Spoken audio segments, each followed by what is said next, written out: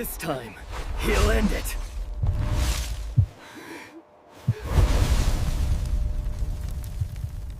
Hello everyone, welcome to What If Tanjiro Got Killed by Muzan and Went Back in Time movie. Before we start, please go support Jeff3302J for writing that awesome fanfic. This is the translated version I made. There will be some mistaken characters' gender, but of course Tanjiro is a male. In the final battle against Muzan, Tanjiro loses, and before dying, he sees the Demon King smiling at his victory. All he can do is watch him walk away, passing the dead bodies of his friends and his sister. Everything is dark until suddenly a bright light appears. Chapter 1. In one place, several destroyed houses could be seen alongside numerous dead bodies wearing peculiar clothing, as well as katanas scattered on the ground. The only sound was the clash of steel. Two figures were seen fighting to the death, each blow intended to kill the other. The only difference was that one of the figures had tentacles sprouting from its back and multiple mouths all over its body. These two were none other than Muzan Kibutsuji, the Demon King, while the other figure was Tanjiro Kamado, the last Demon Slayer still standing in the fight against the Demon King. Every other Demon Slayer had died at Muzan's hands. Tanjiro was giving his all to end this cursed nightmare and avenge his friends and family who had died at the hands of that demon, but the deed had reached his limit. This did not go unnoticed by the Demon King, so Muzan took advantage of this and with his tentacles, he delivered a direct cut to the deed's stomach, causing him to kneel while clutching his stomach with his only remaining hand. The deed groaned in pain as he tried to lift his katana, but he lacked the strength to do so. At that moment, his hand was stepped on by the foot of the Demon King, causing him to let out a cry of pain. Muzan. You demon slayers are nothing but vermin that deserve to be exterminated. He pressed harder on Tanjiro's foot, making the sound of bones breaking. Muzan. How pathetic you are. He grabbed him by the neck and lifted him off the ground. How did you think you could defeat me when you couldn't protect your family, your friends, or even yourself? But don't worry, your time is up, Tanjiro Kamado. He released him, causing the deed to fall to the ground and began to walk away. Muzan. The end of the Demon Slayer Corps has come, and at last my reign can rise without any of you damned scum getting in my way. With that, she began to walk while Tanjiro crawled to grab his katana, but he had lost too much blood, so he continued crawling, forgetting about his katana, and went straight to where his sister's dead body lay, placing his hand on hers. Tanjiro. Inazuke, Zenitsu, turning to look at the bodies of his dead friends. I'm sorry, I'm so sorry. His vision began to blur. Nezuko, turning to look at his sister's body. Wait for me, I'll be with you and our parents and siblings in a moment. Saying that, he slowly began to close his eyes. All he saw was his sister, and behind her, the silhouettes of his family smiling at him and extending their hands. Tanjiro smiled, knowing that he would soon be reunited with his family, and closed his eyes. After a few minutes, Tanjiro opened his eyes and found himself in a dark place where he couldn't see or hear anything. Tanjiro. Where am I? Looking around, hello? Is anyone there? Shouting at the top of his lungs, but all he heard was his own echo. The deed didn't seem to feel any pain from the wounds he had received in the battle against Muzan. In fact, he didn't have a single wound. This puzzled him a little, but he continued walking through that strange place. He tried to sniff at least one scent, but there was nothing.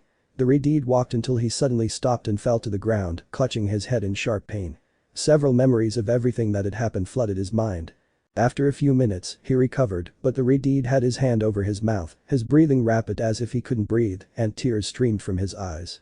From that dark place, he heard voices calling him, and he got up. Tanjiro recognized those voices. They were his siblings calling him. Tanjiro ran with all his might toward them, and then he heard his mother's voice, making him quicken his pace and start shouting their names. Suddenly, a small light appeared, and little by little, that light began to grow. The deed, seeing it, began to recede and move away from that light, but suddenly everything was illuminated. Tanjiro. Mom. Saying that, the deed jumped up, his breathing ragged and tears still in his eyes. As he gradually calmed down, he looked around and realized he was in a house. Tanjiro wondered what was happening, but before he could do or say anything, he heard footsteps approaching. Hearing this, he quickly reached for his katana to defend himself against a potential enemy, but he couldn't find it anywhere. Before he could do anything, the person who had slammed the door open spoke. Hey brother, how long do you plan to keep sleeping? Remember that today mom asked you if you could collect some firewood for tonight. He said it in a friendly tone, but with a little anger in his words. After saying that, she looked at the deed and saw that he was in shock, as if he had seen a ghost. The girl, seeing him, tilted her head slightly at her brother's reaction, but then she approached him and, touching his hand, saw that it was trembling. The girl then spoke again. Brother, are you okay? Your hands are shaking. He said in a worried tone, but saw that the deed didn't answer him. The girl was about to say something else, but she saw the Redeed put his hand on her head and begin to stroke it. She seemed to be coming out of shock. Tanjiro. Why yes, I'm fine, it's just that I had a nightmare. Giving her a smile. If you say so. Getting up from the floor, by the way, mom finished making breakfast and asked me to wake you up. Tanjiro. Okay, I'll be right there. With that, the girl left the room, leaving the Redeed alone. He didn't know what was happening, and to protect his mind from further trauma, he created a kind of small wall to avoid reliving the dark moments. He simply thought it had all been a nightmare.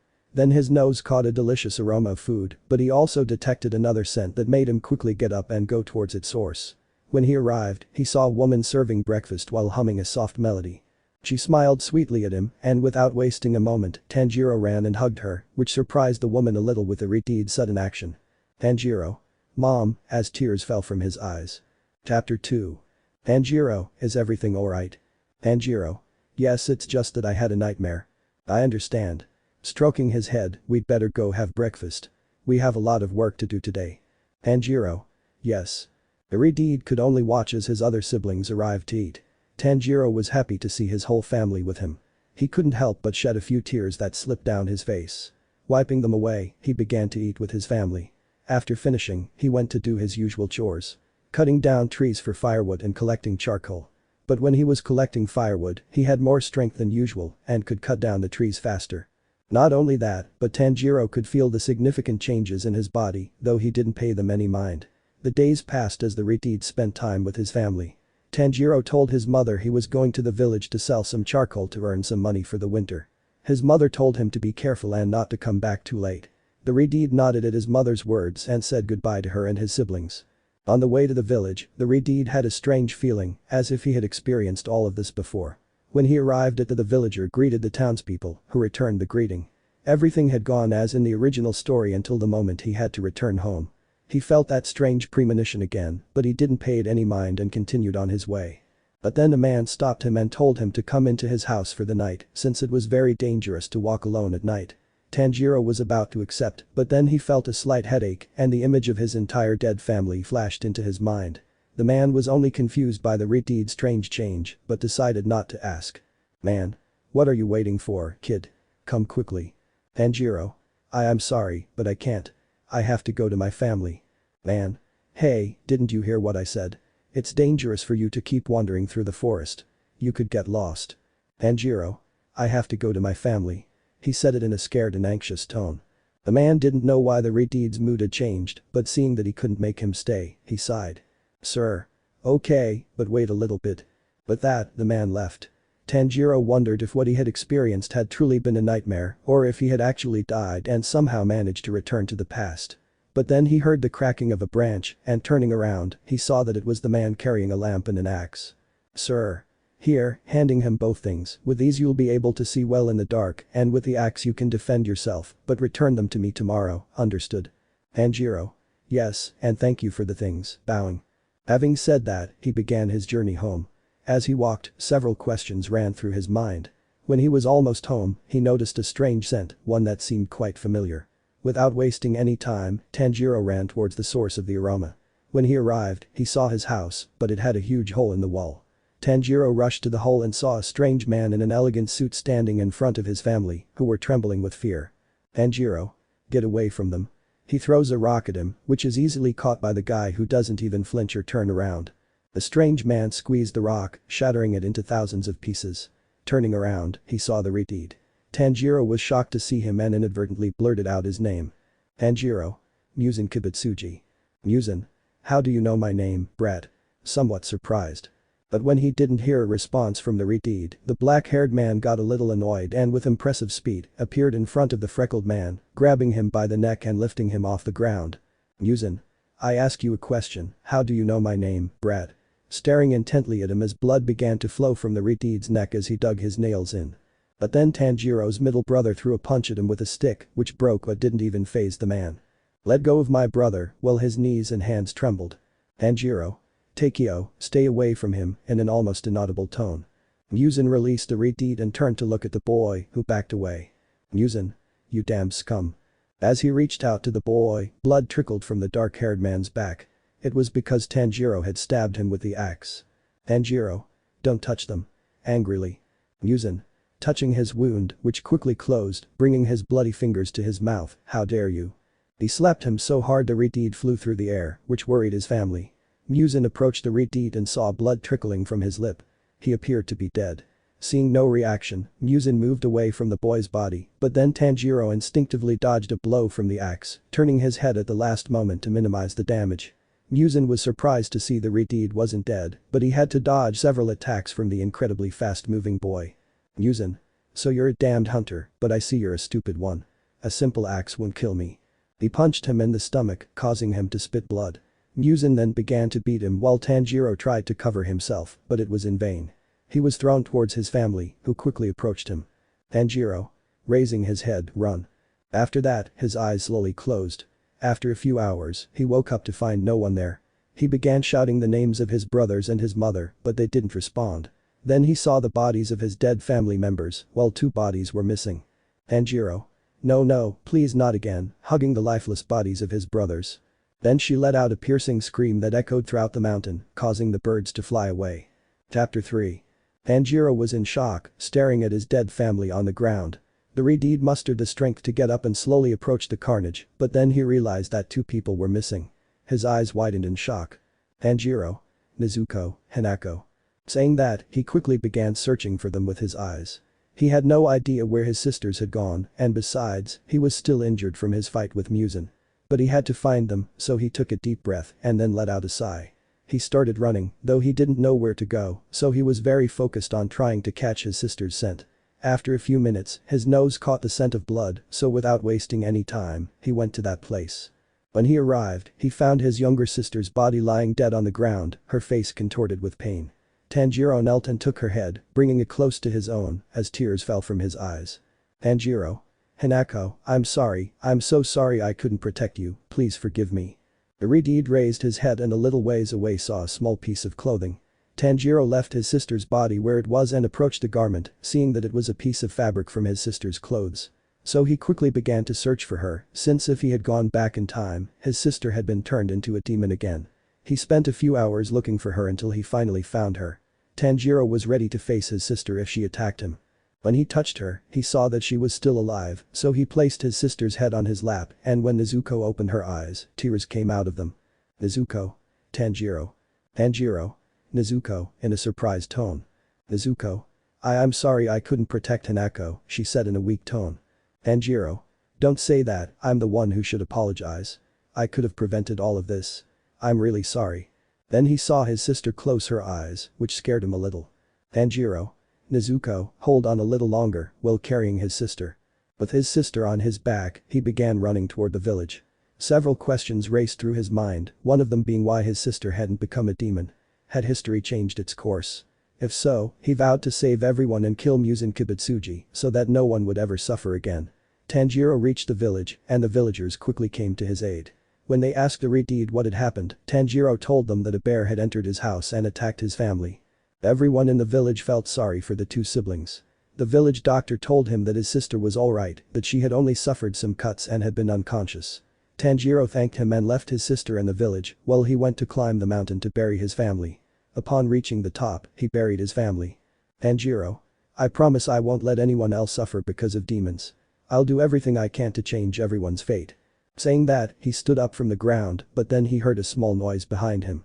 So he grabbed his axe and threw it, but the person blocked the attack. Tanjiro was surprised to see the water pillar standing in front of him with a serious and almost emotionless expression. He remembered how he had died in the final battle against Muzan, trying to protect him. The water pillar only glanced around briefly before approaching the reed. Tanjiro was happy to see him, but he couldn't call him by name, or Tomioka would demand answers. So he calmed himself down a bit and acted as if he didn't know him. Tomioka. I'm sorry for what happened to your family. If only I had arrived sooner, they would surely still be alive. Tanjiro. You don't need to apologize. Besides, if you had arrived, you would have died too. Starting to walk towards the forest, followed by the water pillar, you're a demon slayer, aren't you? Tomioka. How do you know? Tanjiro. You carry a sword to kill demons, and I see you're quite strong. Tomioka. What do you plan to do now? Tanjiro. That's simple. I'll go do my job as a demon slayer. Tomioka. Wait, you're a demon slayer? Surprised, but without changing his expression. Tanjiro, seeing what he said, mentally slapped himself because he had ruined it. Tanjiro. Well, I was a hunter, but I decided to retire so I could be with my family. Trying to sound as convincing as possible. The pillar said nothing and simply followed him to the village. Tanjiro went to his sister to see if she had woken up, and to his surprise, she was already awake. When she saw her brother enter the room, she threw herself at him, hugging him tightly while crying for the death of their mother and siblings.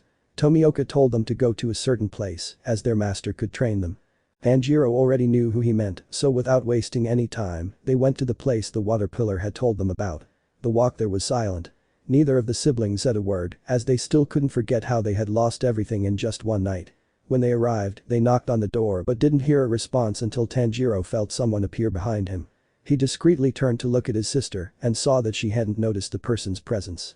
Everything happened as in the original story, with Urokodaki scaring the two siblings and telling them he would teach them water breathing. But when night fell, Tanjiro waited for his after his sister fell asleep. Urokodaki told his master that he was leaving and asked him to please take care of her. He then asked the Redeed where he was going, to which he replied that he was going to finish his work. With that, he left the house of the former water pillar and disappeared into the darkness of the forest. Chapter 4. The next day, Nezuko woke up and the first thing she noticed was that her brother wasn't in the cabin. Frightened, she quickly left the cabin and began searching for him, but before she could venture into the woods to look for him, a hand touched her shoulder, stopping her. When she turned around, she saw Urokodaki, who simply shook his head and handed her a letter Tanjiro had written before leaving. Nezuko took the letter and began to read it. The letter said the following. Dear Nezuko, I hope you don't hate me for leaving without warning and for not being able to take you with me, but I hope you understand that I have my reasons for embarking on this path alone. Don't worry, Urokodaki-sensei will take care of you. He's a good person. He'll also train you to be a demon slayer. I know you'll have many questions for me, and I promise I'll answer them all. Until then, work hard to become the best demon slayer. This isn't goodbye. It's see you later. I promise that together we will avenge the deaths of our mother and brothers. Postscript. When you're climbing the mountain, it will be difficult to breathe, so try to stay calm and control your breathing. We'll see each other again. With love, your brother. When Nezuko finished reading the letter, she shed a few tears for her brother's departure. Urokodaki, who had remained silent until that moment, decided to speak. Urokodaki. Your brother asked me to train you, but it's your decision whether or not you accept the challenge that will come if you choose to do it. Nezuko. I understand. And if I accept the training? While wiping away her tears and putting on a determined look. Urokodaki simply nodded and told her about the training she would do so she could master the water breathing techniques. He also told her that there were several different breathing styles depending on the user. When Nezuko climbed the mountain, it was just as her brother had said, as she couldn't breathe very well. But she tried to calm herself and control her breathing. It was difficult to get used to at first, but afterward, she could breathe properly. The traps Urokodaki had set were harmless, but as she progressed, the traps became increasingly lethal, to the point where she had to be alert to everything, because if she was distracted for even a few seconds, she could end up dying. Several weeks had passed since the Kamado siblings had separated, and Nezuko kept counting down the days until she could reunite with her brother and show him how strong and bold she had become while training to master water breathing. Meanwhile, elsewhere, a demon could be seen running swiftly, repeatedly glancing back. All he saw ahead was that his head was rolling on the ground. Demon. In shock. So he tried to see where the attack came from until he saw a man wearing a mask and carrying a red katana that looked as if it were glowing red hot. The man walked towards the demon, who was trembling and only wanted to die quickly, but he felt the man's step on his head, making him let out a groan of pain. The man then removed his mask a little, revealing that it was Tanjiro, but he had a cold and emotionless look. Tanjiro. I will destroy every demon in existence, applying more pressure to his head. I will not let them cause me any more pain. No more. As he finished speaking, the demon's head disintegrated. Tanjiro put his mask back on and, in a flash, vanished from that place. Back with Nezuko, she was doing the last test Urokodaki had given her. Cutting a large rock in half. Only then would she be ready for the test given to all those who wanted to become demon slayers. No matter how hard she tried, she couldn't even scratch the rock and was afraid of breaking her katana, since doing so would mean she wasn't ready and still had a long way to go.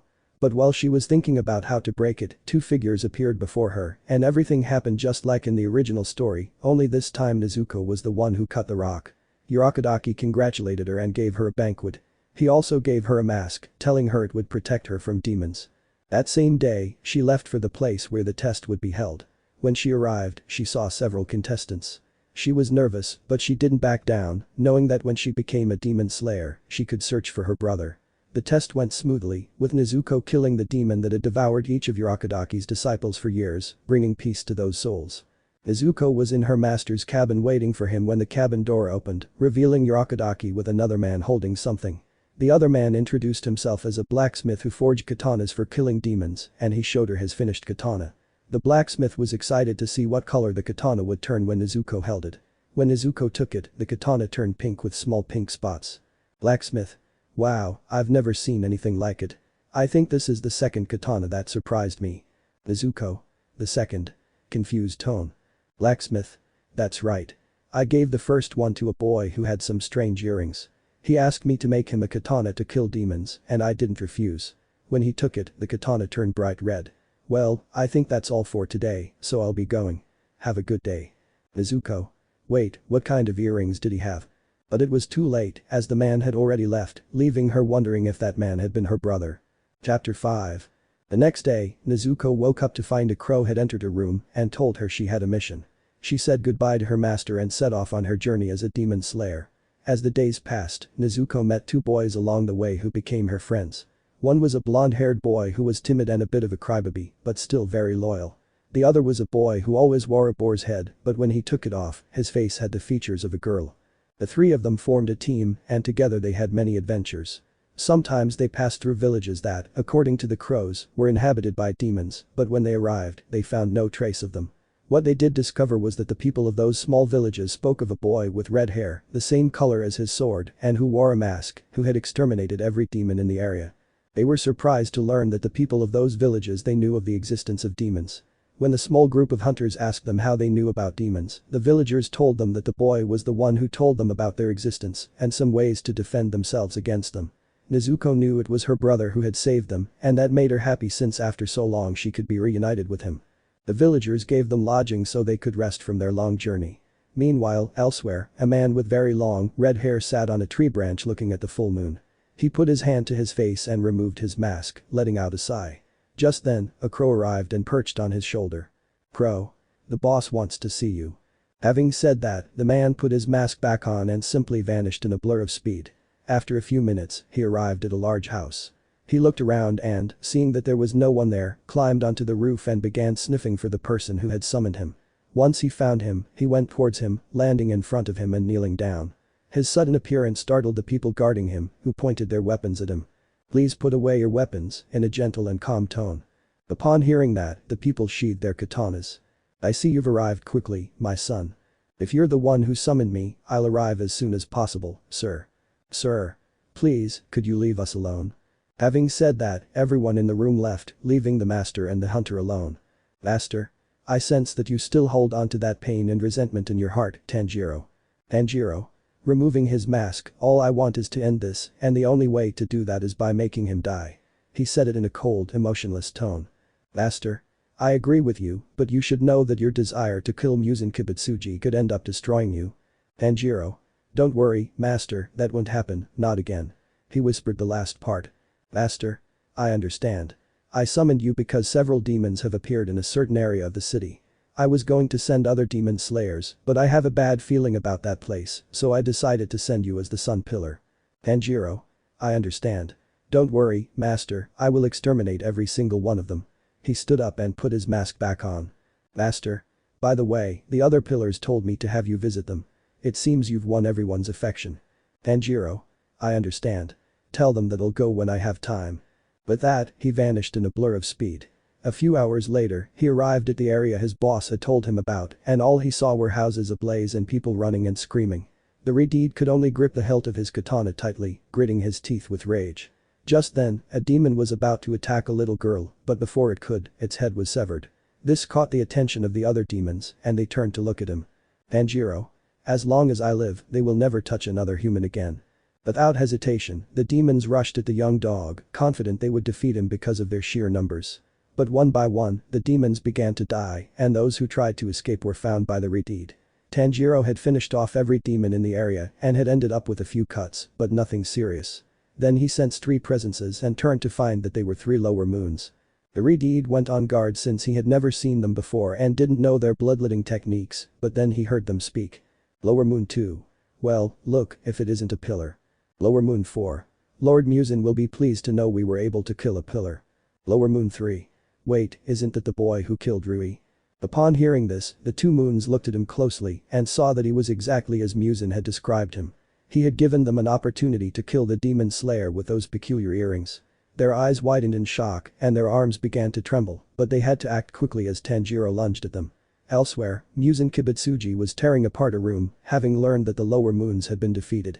When he calmed down, he sat down on an undamaged seat, pondering why he hadn't finished off the raid when he had the chance. Chapter 6. In one place, Nezuko and her two companions were gathered at an estate, surrounded by several people. These people were the pillars, summoned by the master. Inosuke was tied up, unable to stay still, and Zenitsu was unconscious. The only one who seemed calm was Nezuko, who had bandages from her recent battle with the lower moons. Fortunately, the water pillar and the insect pillar had saved them, though that didn't mean all three had escaped completely unharmed. The pillars murmured amongst themselves until the master entered the room, causing all the pillars to fall silent and greet him respectfully. Master. My children, today I have good news for you. The first is that the demon attacks have decreased considerably, and the second is that the sun pillar has managed to track down the hiding place of a waning moon. Upon hearing this, the pillars were surprised by their leader's words and began to murmur among themselves. Then one of them spoke. Tomioka. If that's true, we must go and support him. Receiving the support of his other companions. Patron. I know you want to go help him, but unfortunately, he hasn't told me where he's going. Besides, in his message, he said it could just be a distraction, and if all of you go, the demons could take advantage of your absence to continue killing people. The only thing you can do is trust your companion. The pillars seemed displeased by the boss's response, at which point the boss spoke again. Boss. You must be Nezuko Kamado, right? Looking at the girl who had remained silent until now. Nezuko. That's right. May I ask how you know my name? Boss. Well, that's because your brother has told me a lot about you. Upon hearing this, the girl was surprised, as she finally had a clue to her brother's whereabouts, while the pillars, with the exception of Tomioka, were surprised to learn that the girl was their comrade's sister. Nezuko. Wait, do you know where my brother is? Master. Yes, but he's not here right now. You could stay at his estate if you'd like, as could your friends. Nezuko. I'd love to. She said it without thinking. Master. Very well, then that's all. You may leave. As she said that, the pillars vanished in a blur of speed, while Nezuko and her friends were taken to the estate of the dark-haired girl's brother. After a few minutes, they arrived at a rather large estate with the surname Kamado at the entrance. When they arrived, the people who had brought them left, allowing the group to explore the estate freely. Nezuko was surprised by how large the estate was and also scolded her friends when they tried to do or commit any mischief. The three continued exploring the house until they encountered a girl with black hair and blue eyes, who, upon seeing them, gave a serious look. Hey, you three, what are you doing here? In a firm tone. Nezuko. Well, the master said we could stay at my brother's estate. Your brother? Wait a minute, are you Nezuko? In a questioning tone. Nezuko. Yes, that's right, and Tanjiro is my brother. By the way, who are you? My name is Aoi Kanzaki, and I'm in charge of keeping this place and the butterfly estate in order, since we don't have much staff, so don't cause any trouble. Pointing at them. Nezuko. Don't worry, we won't. Aoi. I hope so. Come on, I'll show you your rooms. As she walked, followed by the small group. Nezuko. By the way, do you know when my brother will arrive? Aoi. He usually arrives at night or the next morning. With that, the girl showed them the rooms where they would be staying. After a few hours, the small group ate food prepared by Aoi, and since they were so tired from their fight against the lower moons, they quickly fell asleep. In the middle of the night, a figure entered the solar estate and headed towards the kitchen, and before he could enter, he heard a voice behind him. Save your portion of dinner. You know you shouldn't wait up for me, Aoi. Turning around. It's my duty to take care of you. Besides, I thought I told you I'd be back to heal your wounds, Tanjiro. Angrily, looking at the terrible state the Redeed had returned in. Tanjiro. I'm sorry about that, but it's my job. Aoi. Sighing, try not to reopen your wounds. I'll go get what I need to heal you. After a few hours, the girl returned with several first aid items and began treating the Redeed's wounds while telling him how irresponsible he had been, since his wounds could have become infected. Aoi. By the way, your sister is here. Tanjiro. What? Nezuko is at the estate. He said in a surprised tone, but received a punch from Aoi. Aoi. Stay still or your wounds will reopen. She frowned. Tanjiro. Sorry, I was just a little surprised. Tell me, how is she? Aoi. Well, she had some cuts, but it's not surprising since she faced a lower moon. She finished healing him. Tanjiro. Thanks. I wouldn't have made it without your help. He put his Demon Slayer uniform back on and gave her a smile. Aoi. It was nothing. I'm just doing my job. She blushed. Tanjiro. You know, you look cute with that blush. As he said that, he had to dodge an object that was thrown by the girl. Aoi. Idiot. Thus, leaving the place and the Redeed alone, who couldn't help but let out a laugh, Tanjiro began to walk through the corridors of his estate, and when he entered his room, he saw his sister sleeping on her futon. Seeing this, Tanjiro smiled and simply covered his sister up well, then left the place. Chapter 7. The next day, all the pillars could be seen gathered, listening attentively to what the master and Tanjiro were saying. Master. Tell me, my son, how did your mission go? Tanjiro. I couldn't get back to the village in time. I'm sorry. He said sadly. Master. Don't worry. At least you finished off the lower moons. But tell me, did you manage to capture the upper moon you mentioned in the letter? Tanjiro. Shaking his head, after my fight against the lower moons, I ended up injured. When I was about to return, I sensed the presence of the upper moon, so I decided to go to the place from which that presence came. But when I arrived, the upper moon had already left. I followed its trail to the northern mountains, where I lost track of it. He clenched his fists. When I lost its trail, I decided to return since I couldn't fight in the condition I was in at that moment. Master. I understand. Don't worry. I'll send a group to that place to see if they can find any trace of the upper moon. Tanjiro. By the way, Master, there's something I want to tell you, and this is the best time since we're all gathered here. Looking at the other pillars. Master. And could it be known that it's… Tanjiro. There are 2 demons I'd like to bring to my estate. Upon hearing that, the boss made a face of surprise, as did the others. Master. May I ask the reason you want to bring them here? Tanjiro. I met them on one of my missions. They're 2 demons who dedicate themselves to healing people. Tsunemi. Nonsense.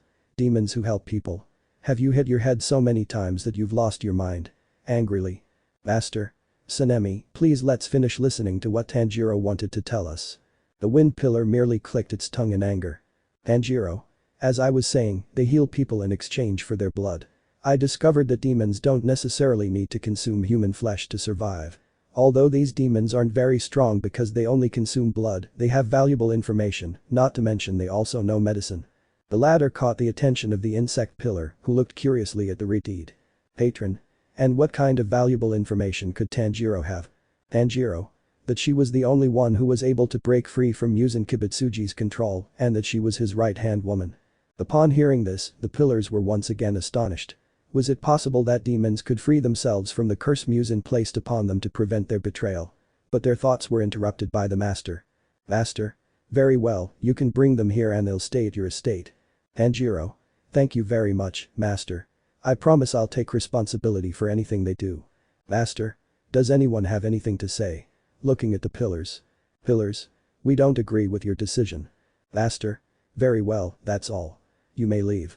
Tanjiro was about to leave, but Tsunemi got in his way. Tsunemi. If those demons attack anyone, I'll kill them. Serious tone. Tanjiro. You have nothing to worry about. I trust them and I know they won't hurt anyone unless provoked. And if I fail to keep my promise, I'll take my own life. Also serious tone. The 2 stared at each other until Tsunemi left, accepting the Redeed's proposal. Tanjiro started walking, but then he felt someone grab his arms. Turning around, he saw Shinobu and Mitsuri holding his arms and placing them between their breasts, making him blush.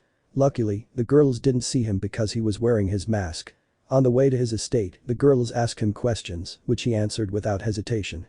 When they arrived, Tanjiro noticed a familiar scent and followed his nose to the kitchen. He saw his sister wearing an apron and cooking. When she turned around, she saw her brother. Nezuko. It's good you're here. Dinner's ready. Tanjiro. Nezuko, is that Nezuko? Yes, I decided to make your favorite food. By the way, who are they? Looking at the girls holding her brother's arms. Tanjiro. Oh, they're Shinobu Kacho, the insect pillar, and Mitsuri Kanroji, the love pillar. Girls, this is my sister, Nezuko Kamado. After that introduction, Nezuko invited the 2 pillars to eat, so everyone ate and at dinner, they also met Nezuko's 2 friends, which seemed strange to Tanjiro, but he saw that they were good people. Nezuko. By the way, brother, how did you manage to become a pillar? When he said this, it caught everyone's attention. Mitsuri. Your sister is right, Tanjiro. Tell us how you became a pillar. Nezuko. You don't know either? surprised tone. Shinobu. Unfortunately not. We only know that one day the master summoned us all to tell us that Tanjiro would be the sun pillar. Upon hearing that, all eyes turned to the Redeed, who let out a sigh. Tanjiro. You really want to know how I became a pillar? Looking at those present, who nodded their heads. Tanjiro. Okay, I'll tell you, but first, why don't you come with us? Looking in a specific direction. Everyone was confused by that and turned to look in the direction the Redeed had come from around a corner. Aoi appeared. Aoi. How did you know I was there? Tanjiro.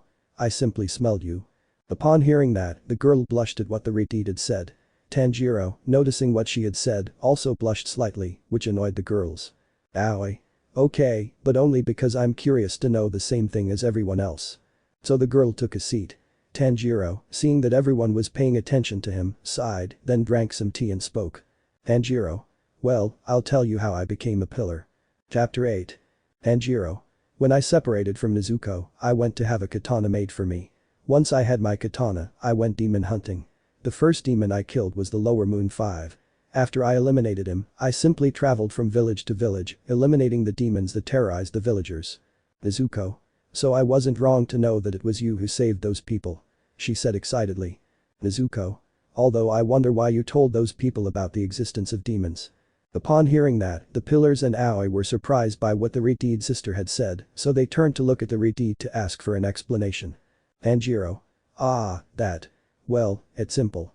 People deserve to know the truth about their existence, just as they deserve to know how to kill them, or at least how to defend themselves against them, so they don't lose a loved one. Especially now that demon attacks have increased due to the deaths of the lower moons, the demons must want to be part of the elite. Unless Muzan keeps only the crescent moons, it's only a matter of time before he decides to attack. And if that happens, I hope the people I save know how to protect themselves and survive. Upon hearing that, no one said anything, since Tanjiro was partly right. If people knew about the existence of demons, they could create ways to defend themselves and thus prevent the loss of life. But then they all listened attentively to the Redeed again. Tanjiro. Coughing, as I was saying, on my way to find Muzan I was eliminating demons, so I decided to go and talk to the master. Flashback. The Redeed could be seen sheathing his katana after eliminating a demon that was trying to eat a family. The Redeed smiled beneath his mask as he saw the family safe and grateful. Then, in a blur of speed, he disappeared from that place. Tanjiro hadn't found any clues about Muzan, but at least he was happy to be reunited with Tomeo and Yashiro. Tanjiro was leaping from branch to branch until he suddenly stopped. The Redeed stood motionless until he began running in a different direction until he reached a large estate. He stealthily entered and looked for a room where, upon entering, he was greeted by a katana held to his neck. Tanjiro. Sorry for appearing like this, boss. Boss. Who are you? Lowering his katana upon seeing that he wasn't a threat. Tanjiro. My name is Tanjiro Kamado. Boss. Could you tell me what brings you here? Also, I don't recall ever seeing you before, young Kamado. Tanjiro. I think it's because I have nowhere else to go. The boss stared at him as if analyzing him, then took a seat. He knew the Redeed had another intention, so he decided to ask. Boss. I understand, but I don't think that's the only reason you came here. Tanjiro didn't know what to do since he couldn't tell the truth, so he decided to lie a little. Tanjiro told him that he had become a demon slayer after Muzan Kibutsuji killed his family, except for his sister. The master, upon hearing the name of the Demon King, was surprised as it was rare to see someone who had seen Muzan and survived to tell the tale. After a few hours, the master and the Redeed could be seen talking over tea. The master listened attentively to what Tanjiro was saying and concluded that Tanjiro was telling the truth, so he decided to speak. Master. I'm so sorry for what happened to your family, and let me tell you, you're more than welcome here. You can look to me if you need any advice or help. Tanjiro. Thank you so much, master. Bowing. Master. By the way, from what you've told me, I see you're a strong person, not to mention your unique solar breathing technique. Tell me, Tanjiro, wouldn't you like to become one of the pillars? Upon hearing that, Tanjiro was surprised, something the master noticed from the Redeed's expression. Tanjiro. It's a great honor for me to become one of the pillars. I promise not to disappoint you, master. Master. Welcome to the Demon Slayer Corps, Tanjiro Kamado. End of flashback. When she finished telling her story, everyone seemed surprised. Nezuko. By the way, I've noticed you're not wearing the Demon Slayer uniform and you're also wearing a mask. What's the reason for that? She asks, drawing everyone's attention. Tanjiro. I don't know why you're so interested in that. He, pointing at Inosuke, isn't wearing the Demon Slayer uniform either, and he's wearing a mask. But if you want to know, it's because I feel more comfortable like this. And the mask, well, it was a gift from a man whose life I saved. Just then, a crow entered the room and said that the master wanted to speak with Aridid. So he got up and went to where the master was already waiting for him. Tanjiro. You summoned me, master. Master? That's right. I want you to tell me exactly what really happened while you were tracking the upper moon. When Tanjiro realized he had been betrayed, he had no choice but to tell her what really happened. Tanjiro.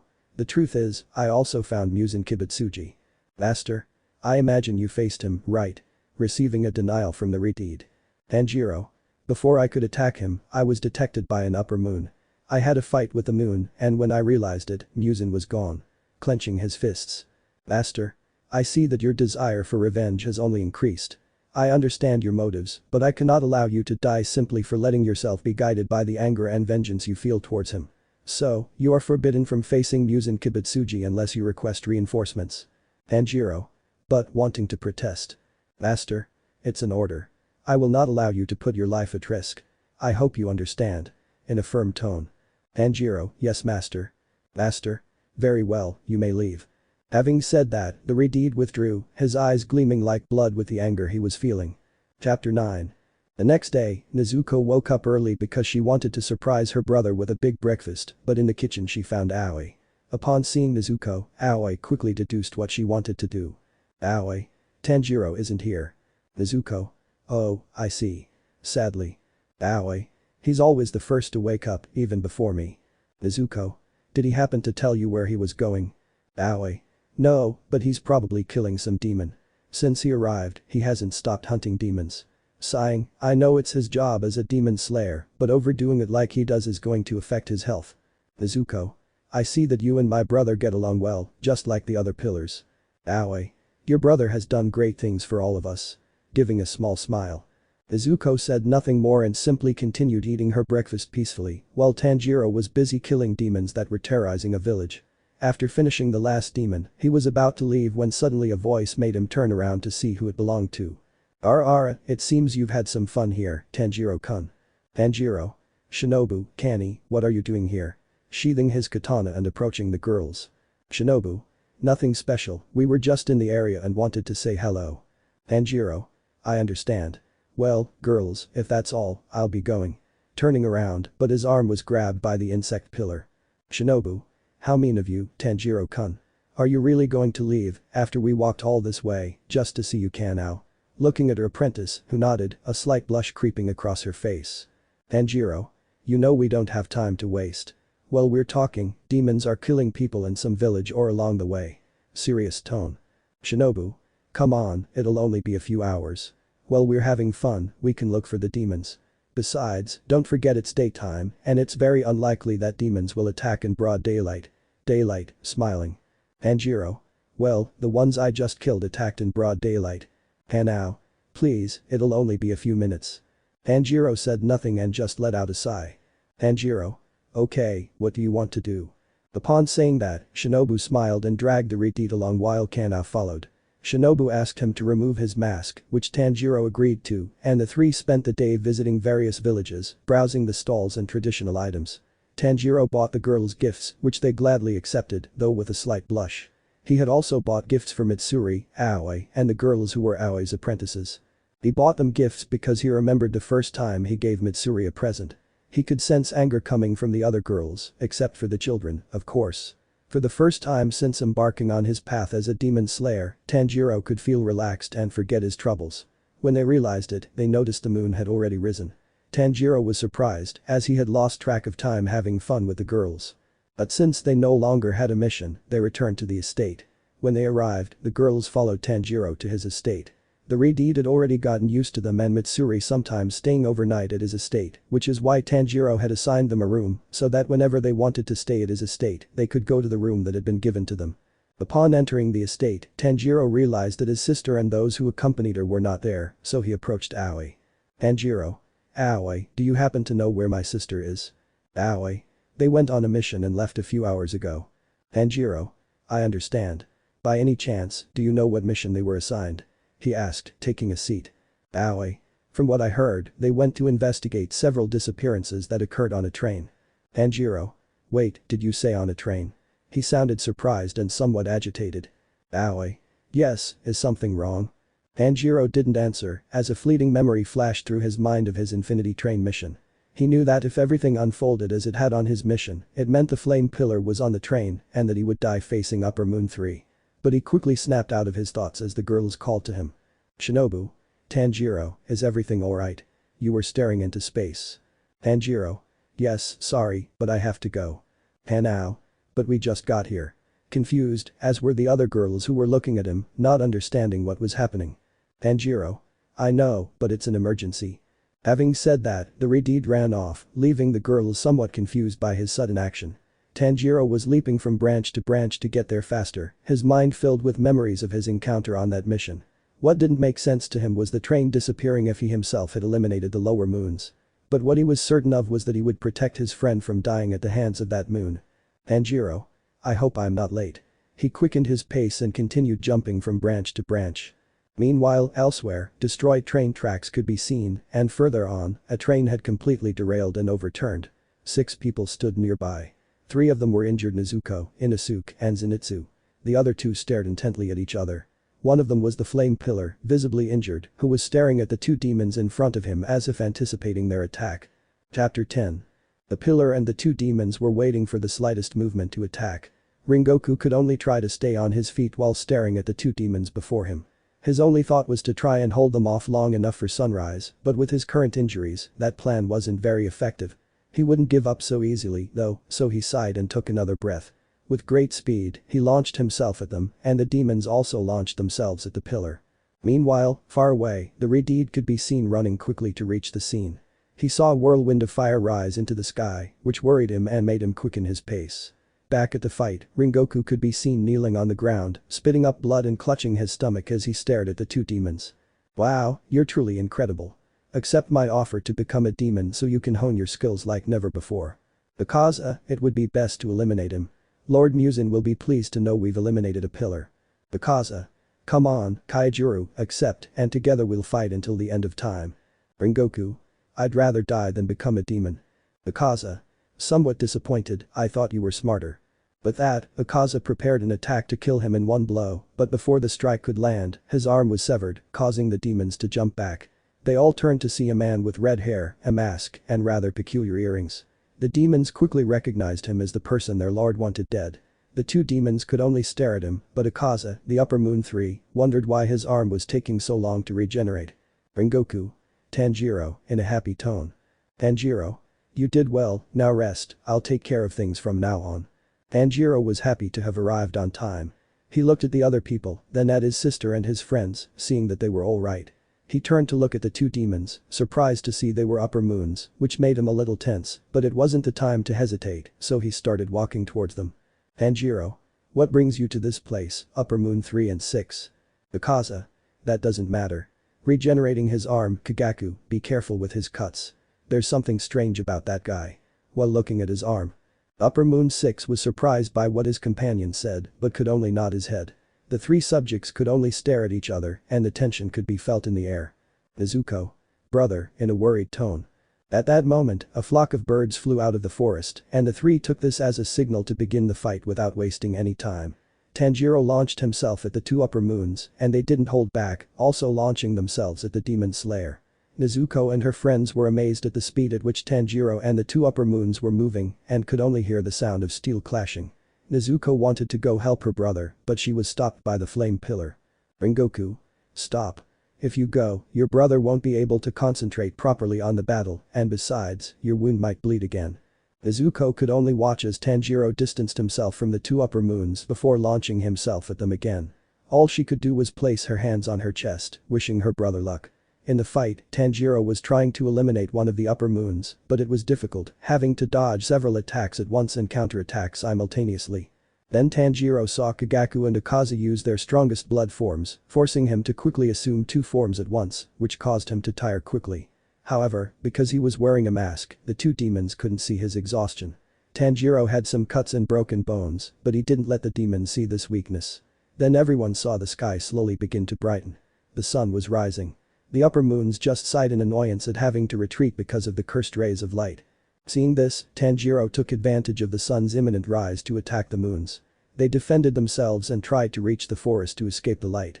The Redeed had managed to cut off the upper moon 6's leg, but Akaza punched him in the stomach, breaking some ribs and causing him to spit blood.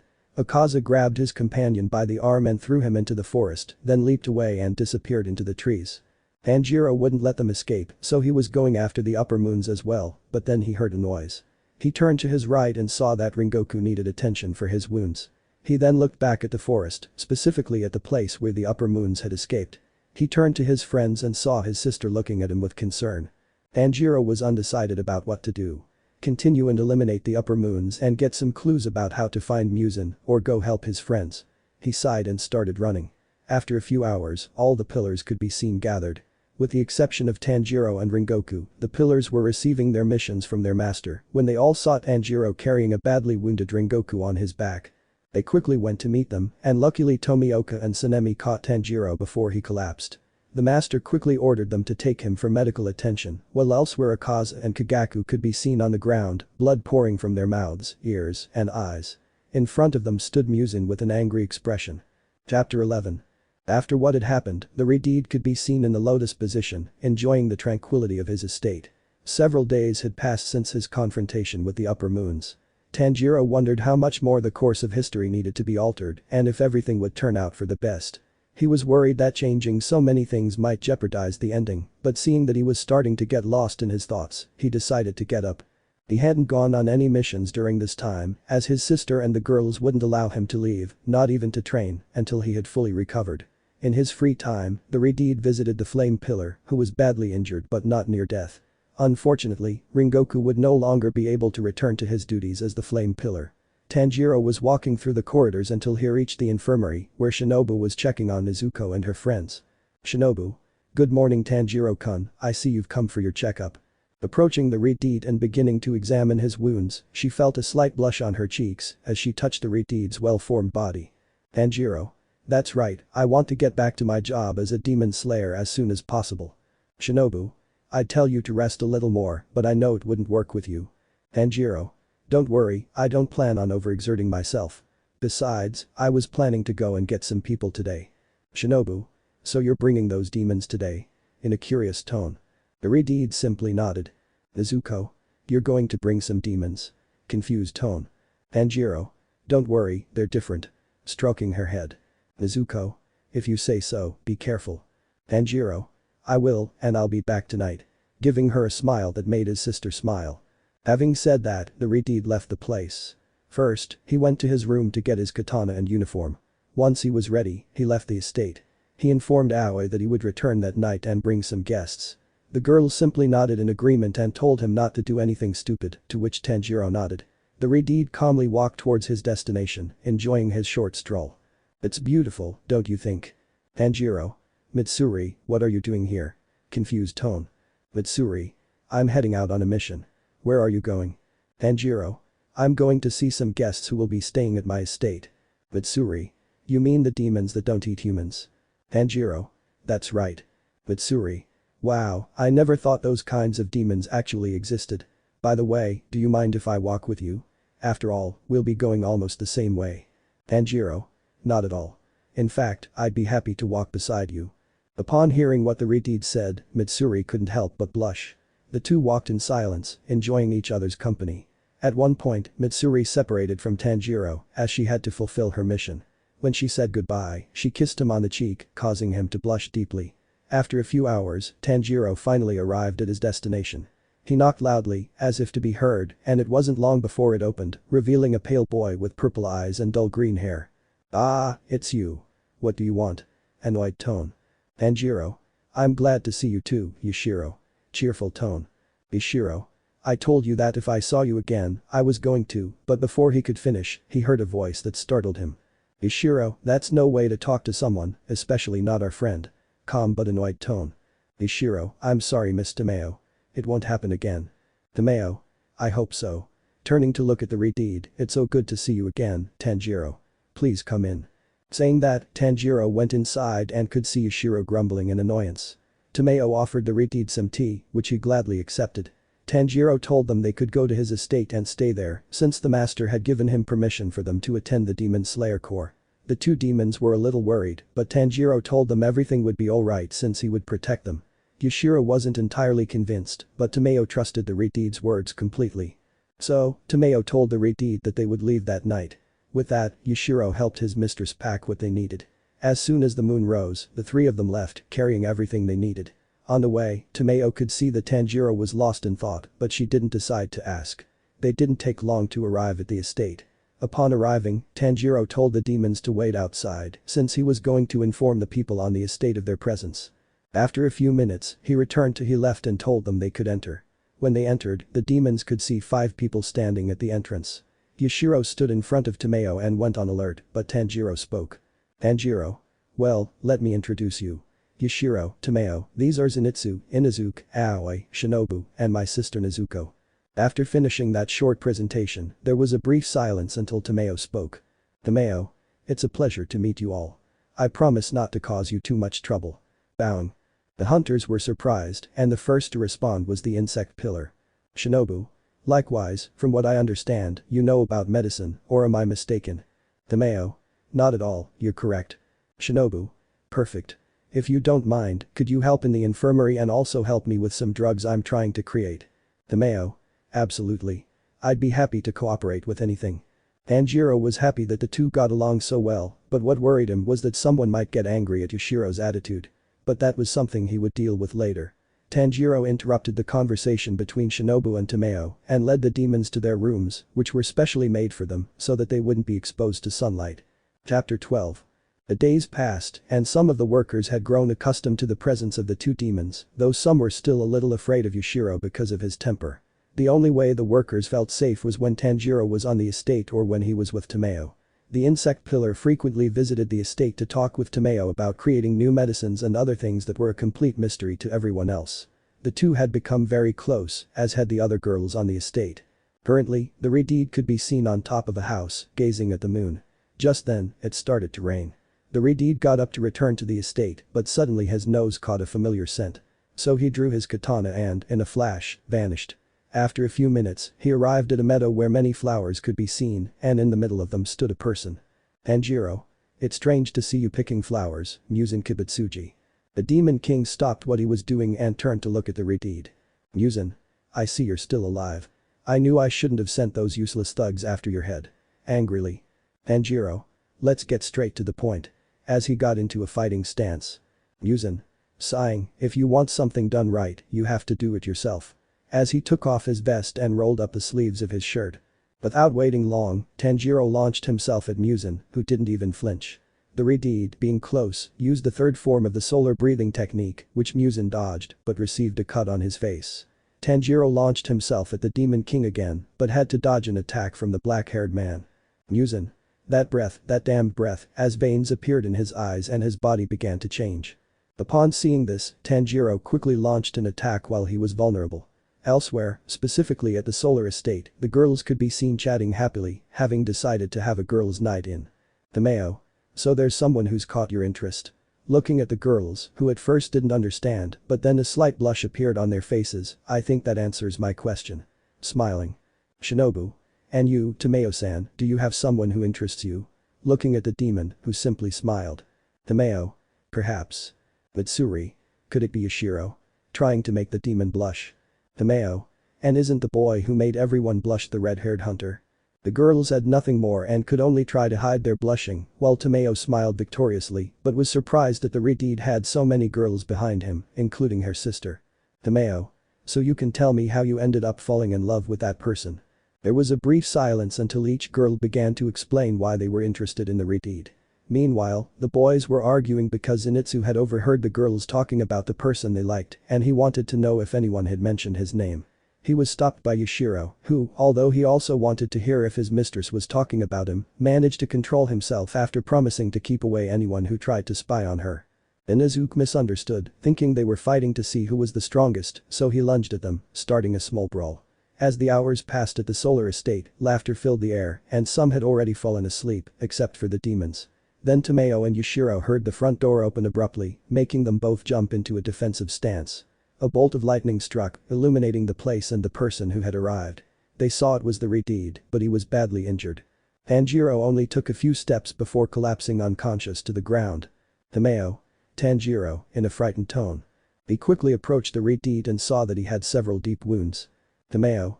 Yashiro, I need you to bring me what's necessary to attend to him, and I need to do it quickly. Yashiro, yes sir.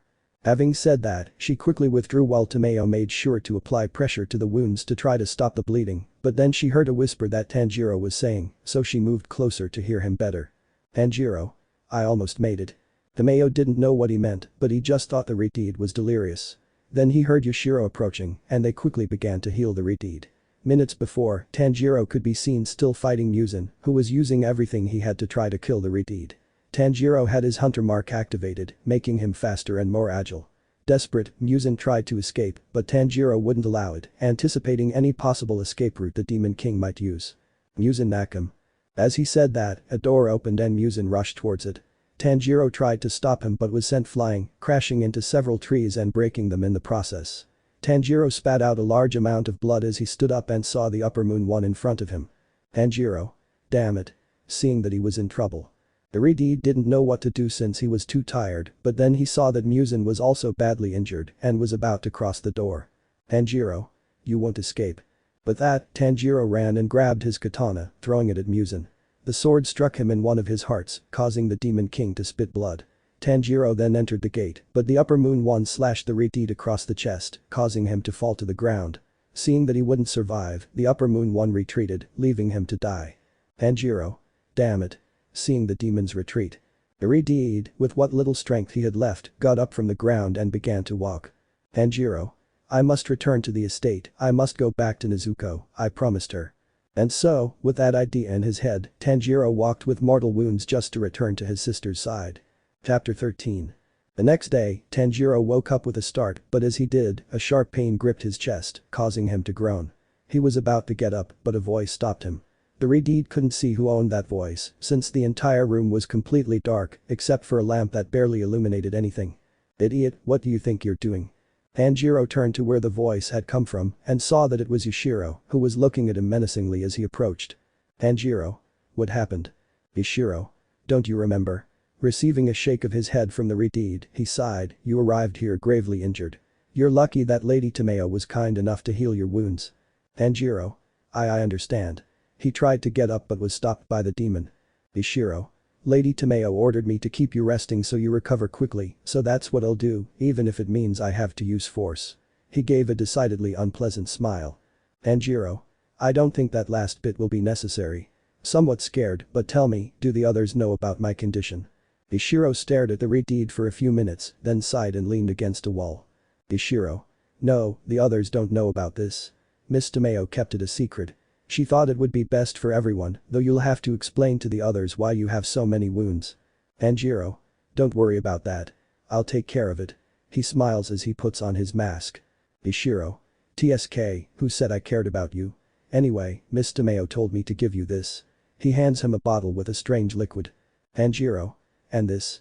Somewhat confused. Yashiro. It's a new medicine that Miss Tomeo created with the help of that huntress. At that moment, there was a knock on the bedroom door, which opened to reveal Tomeo. She approached the Redeed and gave him a quick checkup. Once she saw that Tanjiro was feeling better, she decided to speak. Tomeo. Tanjiro, what happened to you? Your injuries were quite serious, and I don't think you would have gotten them fighting a low-level demon. Tell me, did you fight an Upper Moon demon? Receiving a denial. Tanjiro. The person responsible for these injuries was Kibutsuji Muzan. Upon hearing this, Tomeo and Yashiro were shocked, and without realizing it, Tomeo's hands began to tremble. Tanjiro.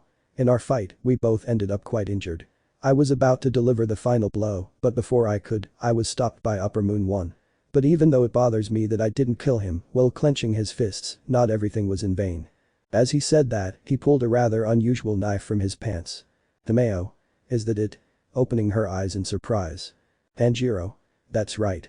In my fight with Muzan, I managed to extract some of his blood.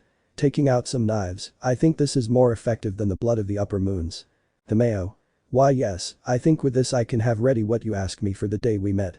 Taking the knives very carefully. Tanjiro. I'd better go. I wouldn't want the others to worry about my absence. Having said that, the Redeed left the room, leaving the two demons alone.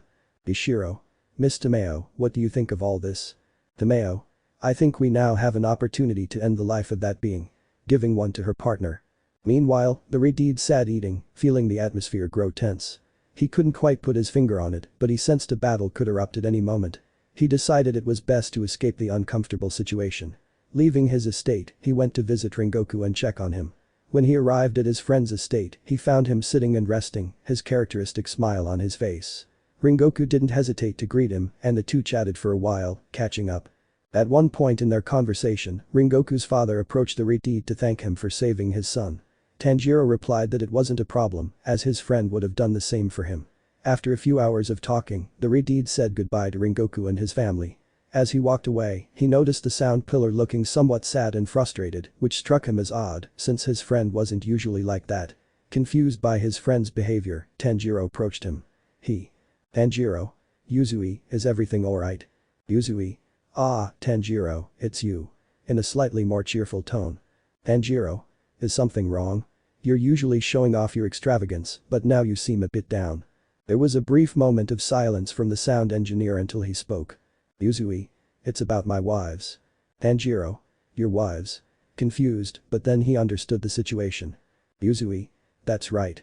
A few days ago I lost contact with them. They were on a mission. Tanjiro. In the red light district. He said it without thinking. Yuzui. How do you know that? Confused. Tanjiro. Well, I've heard there have been some disappearances in that area, and since you live near there, I just came to a conclusion. Nervous. The pillar of sound stared at him for a few minutes until he let out a sigh. Yuzui. You really are a strange person, Tanjiro. But anyway, as I was saying, I lost contact with them, and I have a feeling that an upper moon is behind this. In a serious and worried tone. Tanjiro. I understand your concern. If you want, I can lend a hand. Yuzui. Really? Tanjiro. Of course. Besides, I could bring my sister and her friends along for this mission. Upon hearing that, Yuzui looked at him somewhat hesitantly, but Tanjiro quickly spoke. Tanjiro. Don't worry, I'll take care of them. Besides, if there's an upper moon, we can surely take it on together. Not to mention, by taking them with us, we could have them search for your wives, while we focus on finding the demon. Yuzui. Sighing, alright, I'll trust you. Giving him a smile. Having said that, the two went to the Redeed's estate to warn the others about the mission, while elsewhere Muzan could be seen sitting while on the ground were two silhouettes belonging to a boy and a girl writhing in pain, while the black-haired man smiled sadistically. Chapter 14. The demon slayers were at the sound pillar's house, where he was giving the novice slayers, according to Yuzui, information about the mission. Tanjiro pretended to listen, but his mind was elsewhere. Suddenly, the pain in his chest returned, causing him to touch the spot where he felt the unbearable pain. But then he heard someone speaking to him, which pulled him from his thoughts. Turning around, he saw it was his sister. Nezuko. Are you alright? Tanjiro. Don't worry, it's nothing. I think I'm just a little hungry, that's all. He strokes her head. Yuzui. I think you're right. It took us a long time to get to the red light district. It would be good if you ate something and then got ready to leave. I'll go get the food, and before I do, I'll tell you something. Looking at Inuzuka, don't touch anything while I'm gone. With that, Yuzui left, and a few hours later, the sound pillar returned with bags of food. They all sat down to eat and then prepared to leave for their mission. Nezuko, Zenitsu and Inosuke would infiltrate some residences where Yuzui's wives had disappeared, while Tanjiro and Yuzui would investigate elsewhere. To infiltrate those houses, Zenitsu and Inosuke had to disguise themselves as women, which Nezuko helped them with, since when Yuzui did it, the two boys looked like clowns. As the five of them walked through the streets, Tanjiro and Yuzui attracted the attention of the girls. Seeing this, Nezuko simply pouted and approached her brother, which caused a certain amount of annoyance among the girls, making Nezuko smile. After a few minutes, the three young demon slayers had successfully infiltrated the residences. Tanjiro and Yuzui had separated to try to find clues about the searching for Yuzui's missing wives and the demon hiding in the red light district. Tanjiro decided to look in the house he remembered the upper moons using as a hideout during the day. Upon arriving, he found nothing. He searched everywhere but found no trace of the upper moons having been there. Finding nothing, he left, using his nose to try and detect any mysterious scent, but he found nothing that could help him. Hours passed, and the Redeed met up with his friend to discuss whether they had found anything, but they both gave the same answer. They hadn't found any trace of the demon. Yuzui. And tell me, Tanjiro, have you taken your medicine yet? Tanjiro. What? Surprised tone. Yuzui. You're not very discreet, are you? I saw you a few times touching your chest and taking some pills. Sighing, are you sure you can keep this up? Tanjiro. Yes, don't worry, it's nothing serious. He said it nonchalantly, I'd better go back out. The demons should start making some moves. Looking at the moon. Yuzui was about to say something, but before he could, the Redeed vanished in a blur of speed, causing Yuzui to let out a long sigh. He too disappeared to try and find any trace of his wives. Meanwhile, Tanjiro was on top of a house with his crow perched on his shoulder. Tanjiro. I want you to keep an eye on my sister and her friends. If possible, also keep an eye on the surrounding area from above and let me know if any of the girls in the red light district act strangely. Crow. Why should I especially keep an eye on the girls' behavior? Tanjiro. Because the upper moon hides inside the body of the demon who is her sister. Crow. Wait, how do you know they're both demons, and more importantly, how do you know they're siblings? Tanjiro simply remained silent for a few minutes. He knew he had messed up and said too much.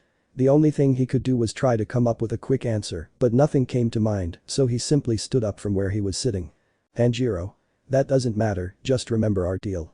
If you help me on this mission, I promise to give you the cookies Aoi makes.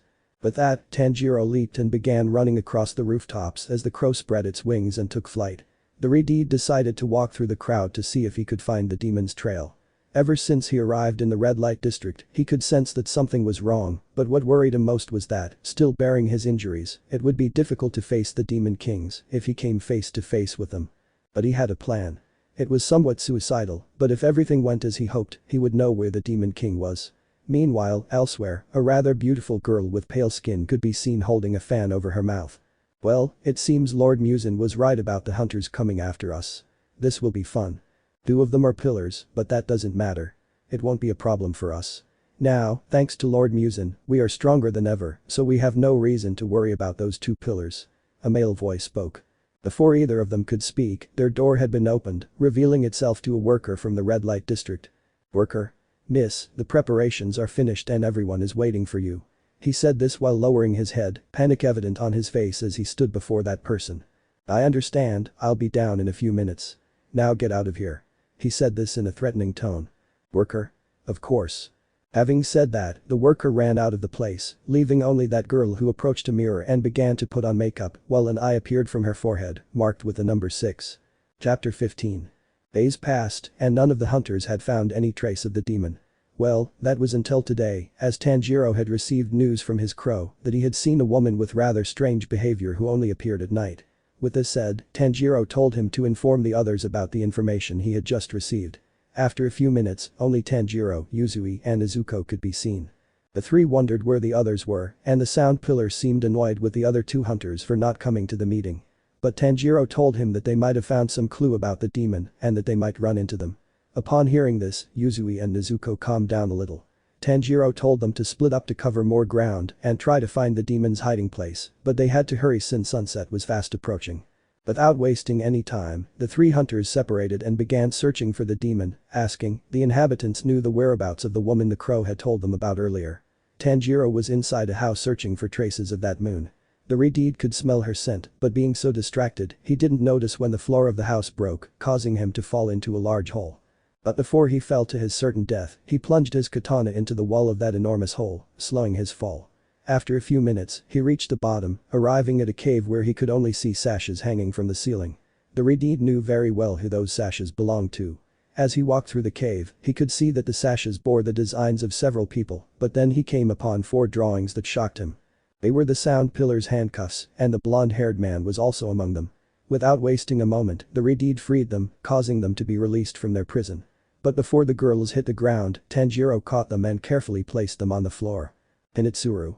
Tanjiro, weakly. Tanjiro. Don't worry, everything is fine. But in a swift movement, I managed to block an attack that came from the upper moon girdle. Tanjiro. Free the other people who are trapped. I'll give you enough time to do so and escape. Suma. Thank you so much for rescuing us. While helping her companion to her feet. With that, the Redeed lunged at the demon, beginning a fight in which Tanjiro had a great advantage. However, the more people Yuzui's handcuffs freed, the harder it became for him to both attack and defend everyone from the demon's attacks. Taking advantage of a moment of inattention from the Redeed, the demon was about to attack some civilians, but before the demon's attack could harm them, a crack of lightning was heard, and part of the demon was sliced off. Tanjiro turned and smiled at the sight of Zenitsu asleep, his hand on his katana. Just then, he heard a scream from above the demon, and Inuzuka dropped from the ceiling and began slashing at it.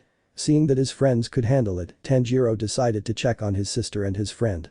Upon leaving the cave, he saw the red light district destroyed, with some houses ablaze. In the distance, he could see the sound pillar fighting Upper Moon 6, while his sister was battling Upper Moon 6's sister. Tanjiro took a step, fell to his knees, and clutched his stomach. Tanjiro. Damn it, not again. As he took out his medication and took it. But as he did so, the pain didn't seem to lessen, but he wouldn't let any pain stop him, so he went towards where the battle was raging. When he arrived, he saw Gyutaro about to kill the sound pillar, but before that could happen, Tanjiro launched himself at the demon using the first form of solar breathing. Before his attack could impact the upper moon, the Redeed could only watch as the demon easily withstood his attack and counterattacked with several horizontal slashes, which Tanjiro blocked. Tanjiro. Hey Yuzui, can you stand? Yuzui. TSK, what do you take me for? Of course I can. Standing up, but with some effort. Tanjiro. I need you to help the people who are trapped under the rubble or who are hurt. Yuzui. But somewhat unsure about leaving his friend alone. Tanjiro. Don't worry, I'll be fine. Besides, I think they'll be happy to see you. Saying that, Yuzui smiled, relieved to know his wives were safe, and turned to look at his friend. Yuzui. Try not to die until I return. Tanjiro. Don't worry, I wasn't planning on dying today. With that, the sound pillar vanished in a blur of speed. The Redeed and the green-haired boy, with some black markings, stared intently at each other until the Upper Moon 6 launched the first attack. Tanjiro immediately joined the fray, the only sound being the clash of steel. After a few minutes, Yuzui returned and joined the fight against the Upper Moon 6. Although the two pillars were giving their all, the Upper Moon 6 was able to keep up and had managed to wound them. While they fought, Tanjiro saw Zenitsu and Inuzuka helping his sister against Daki. Tanjiro and Yuzui managed to bring down the Upper Moon 6, and before the Redeed could deliver the final blow, he suffered what appeared to be a small heart attack, causing him to collapse and drop his katana. Seeing this opportunity, Gyutaro attacked, but Yuzui stepped in, saving the Redeed. As a consequence, his arm was severed, causing him to let out a small cry of pain. Chapter 16. Upon seeing this, Tanjiro was overcome with rage, and without realizing it, he activated his hunter's mark. With incredible speed, he attacked the Upper Moon demon, who barely managed to block his attacks, but received several cuts from the Redeed that took a long time to heal. At one point in the battle, Tanjiro had cornered the Upper Moon demon, but he had used solar breathing for too long, which took its toll on his body. His vision blurred, and blood trickled from his nose. As the battle dragged on, Tanjiro's strength gradually diminished. Then, in a moment of carelessness, Tanjiro received a kick to the face that sent him flying, crashing into several houses along the way. When Tanjiro looked at his friends, he saw them lying on the ground, badly injured and in distress. Tanjiro clenched his fists, and as he reached for his katana, his hand was stepped on by the Upper Moon demon, causing the Redeed to groan in pain. Gyutaro. You're truly impressive, but I think this fight has come to an end. He took the Redeed's finger and broke it, making Tanjiro scream in pain. Tanjiro. Why are you doing this? Gyutaro. Because, thinking for a few seconds until he started laughing, because it's fun. Tanjiro. You're going to die. He said it in a weak tone. Gyutaro. Kid, I don't know if you've realized it, but we've won. Tanjiro. I mean, sooner or later you'll die at Muzan's hands. Kibutsuji. Daki. Brother, finish this quickly. Gyutaro. Wait. Shouting at his sister, what do you mean by that? He took the Redeed's chin and lifted his head so he would look at him. Lord Muzan wouldn't kill us. We're strong, and we've shown him we're useful. Tanjiro. For now, but tell me, what will happen when he gets what he wants? To him, you're nothing more than a defective product. Simple tools that could easily be replaced at any time. Don't trust me if you don't want to, but I can help you and your sister escape Muzan's control. Gyutaro. That's impossible. Meanwhile, as he began to strangle him. Tanjiro. I won't. He said in a broken tone, gasping for air. I'm just like you. We would both do anything to protect our sisters, since that's the job of an older brother. To always protect our younger siblings at any cost. Gyutaro stopped applying pressure to his neck and just kept thinking about what the Redeed had said. Then he turned to look at his sister, who was looking at him with a smile, waiting for it all to end. A memory came to mind of his life when he was still human. Daki. Brother, what are you doing? Seeing her brother walk away from the Redeed. Gyutaro. We're done for today. Let's go. The sun is about to rise. Daki. What? But we have to kill them, or else Lord Muzan will be angry with us. Well pouting. Gyutaro. I said let's go. in an angry tone, which surprised his sister since her brother had never been angry with her before. Aki just let out a sigh of annoyance and began to back away. Gyutaro. In 3 days I'll see you at the top of the mountain when the moon rises, pointing at a mountain. If I see that it's a trap, I promise I'll kill you slowly and painfully. With that, the upper moon vanished. Tanjiro could only smile before collapsing from his injuries. Time skips 2 days. In the days that passed, the citizens of the red light district wondered what had happened, and those who knew the truth couldn't speak out of fear or because people would call them crazy for what they had seen that day. Meanwhile, in one house, the Redeed was seen waking up with a start, looking around in all directions, wondering what had happened. When he woke up, he noticed his sister sleeping beside him as if she were waiting for him to wake up. Tanjiro tried to get up slowly so as not to wake his sister, but as he did, a sharp pain shot through his chest and head, causing him to let out a groan of pain.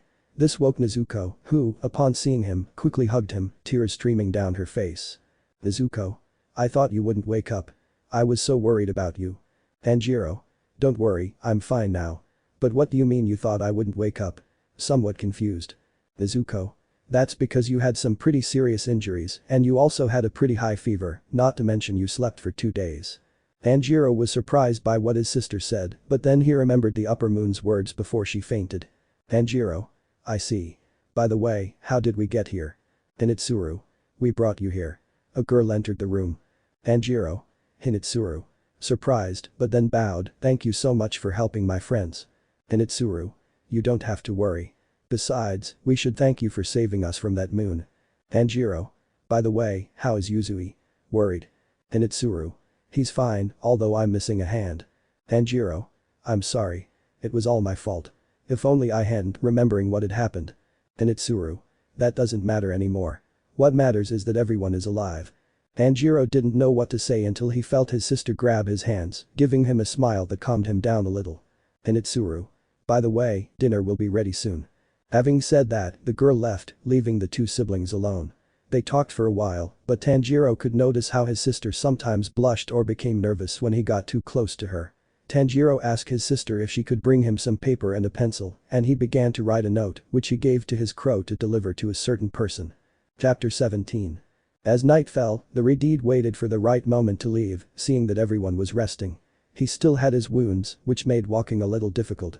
A few minutes passed before Tanjiro reached the agreed-upon spot with the upper moon, where he saw Gyutaro waiting for him, sitting on a rock. Tanjiro. I'm sorry I'm a little late. Gyutaro. That doesn't matter. Tell me how to break free from Muzan's control. Tanjiro. Okay, but I don't know how to free you from his control anymore. But he didn't finish because the moon grabbed him by the neck and lifted him off the ground. Gyutaro. I knew you were lying. Now I'll kill you. While tightening his grip, causing the Redeed to run out of air. Tanjiro. Wait, I don't know how to free you, but I know someone. He said in a broken tone as he slowly began to lose consciousness from lack of air. Gyutaro. Do you think I'll ever trust you again? He's telling the truth. The 6th moon quickly turned towards the place from which that voice came, finding a woman accompanied by a boy. They were Tomeo and Yushiro who had arrived just in time to save the Redeed. Gyutaro. Damn it. In a confused tone. Tomeo. Could you please let him go? She said in a calm tone. Gyutaro. Why would demons be associated with a mere human? Releasing the Redeed who clutched his neck and began to catch his breath. Tomeo. For the same reason you decided to trust him. Tanjiro helped Yushiro and me to show humans that not all demons are evil. Gyutaro. So you know how to break free from his control. Tomeo. That's right, but let me tell you one thing. When I free you from Muzan's control, he'll quickly feel he's lost to you and will probably send the other upper moons to eliminate you. Gyutaro. I'll worry about that later. Tomeo. As you wish. But before they could do anything, some bands appeared out of nowhere heading towards Tomeo, but these were quickly cut by Yushiro, who took a fighting stance, and Daki landed from the sky. Daki? But what's going on here? Somewhat confused by everything that was happening. Gyutaro. Listen to me, Daki, I have something to tell you. The 2 siblings had a brief conversation in which Gyutaro tried to explain to his sister what was happening and what they were about to do. Daki seemed to understand what her brother wanted to tell her, but then she felt fear knowing what would happen when the Demon King found out they had betrayed him. Daki. Brother, think this through. If we kill this demon slayer and take these 2 demons to Lord Muzan, he'll probably reward us and maybe we can secure our lives. Gyutaro. You've always been slow to understand these things, little sister. He patted her head. No matter what we do, sooner or later, Lord Muzan will get rid of us. The only thing we can do now is trust this boy. He looked at the redeed. Aki. Okay, I don't trust them, but I do trust you. She looked at her brother. Himeo. Well, how about I tell you the procedure to break free from Muzan's control? Once I'm finished, you can decide whether to use it or not. Tanjiro. But just answer one question for me. He looked at the demons, who nodded. Is there any way to enter the infinite fortress without using the upper moon blood technique? The two demons turned to face each other and then shook their heads in response, causing Tanjiro to sigh in annoyance, knowing that finding Muzan would now be a more complicated task. After a few hours, Tomeo had finished explaining to the brothers what they needed to do to free themselves from Muzan's control. As the sun began to rise, the two upper moons decided to leave, leaving only the redeed and the two demons. Tomeo told Yashiro to go ahead as she wanted to speak privately with the redeed and he obeyed, thus leaving the place. Tanjiro. Is something wrong? Confused tone. Tomeo. I see you've sustained several injuries since the last time I saw you. Tanjiro. It's work-related, I suppose, but I think there's something else you want to talk about, isn't there? As she said that, the demon stopped, causing the redeed to stop as well. There was a brief silence until the demon spoke. Tomeo. Tanjiro, you are dying. Upon hearing that, Tanjiro said nothing and simply lowered his head while clenching his fists. Tanjiro.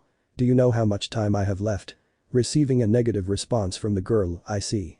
Tomeo. Is that all you're going to say? In a surprised tone. Tanjiro. I knew that sooner or later everything I've done up until now would take its toll. I thought I'd have more time, but I see that after my fight against Muzan, I only ended up shortening my lifespan. Tomeo.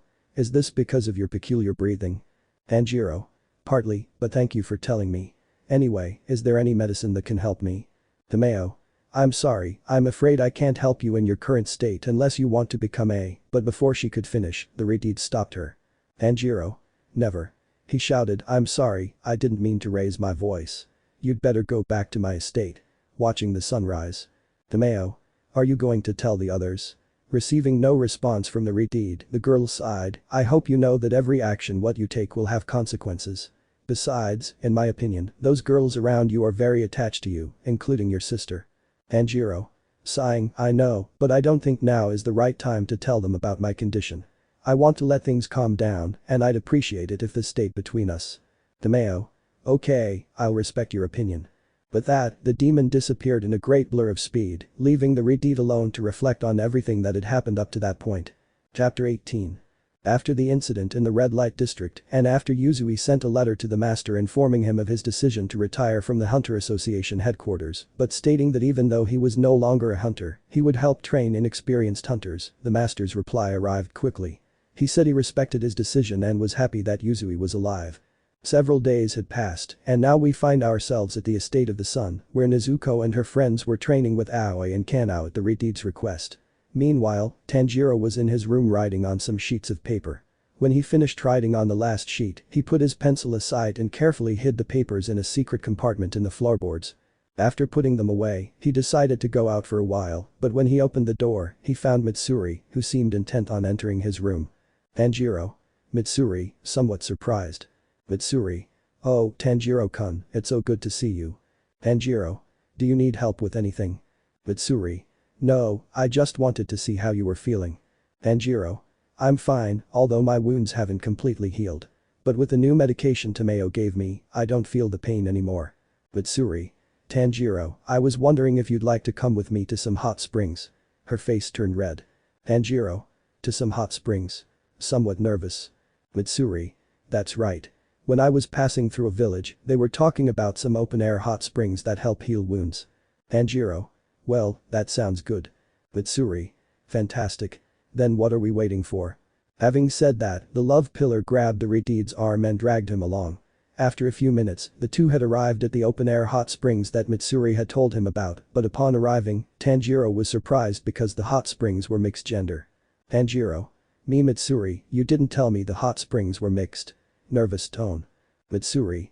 I thought it wouldn't bother you, besides, haven't we been together before? Tanjiro.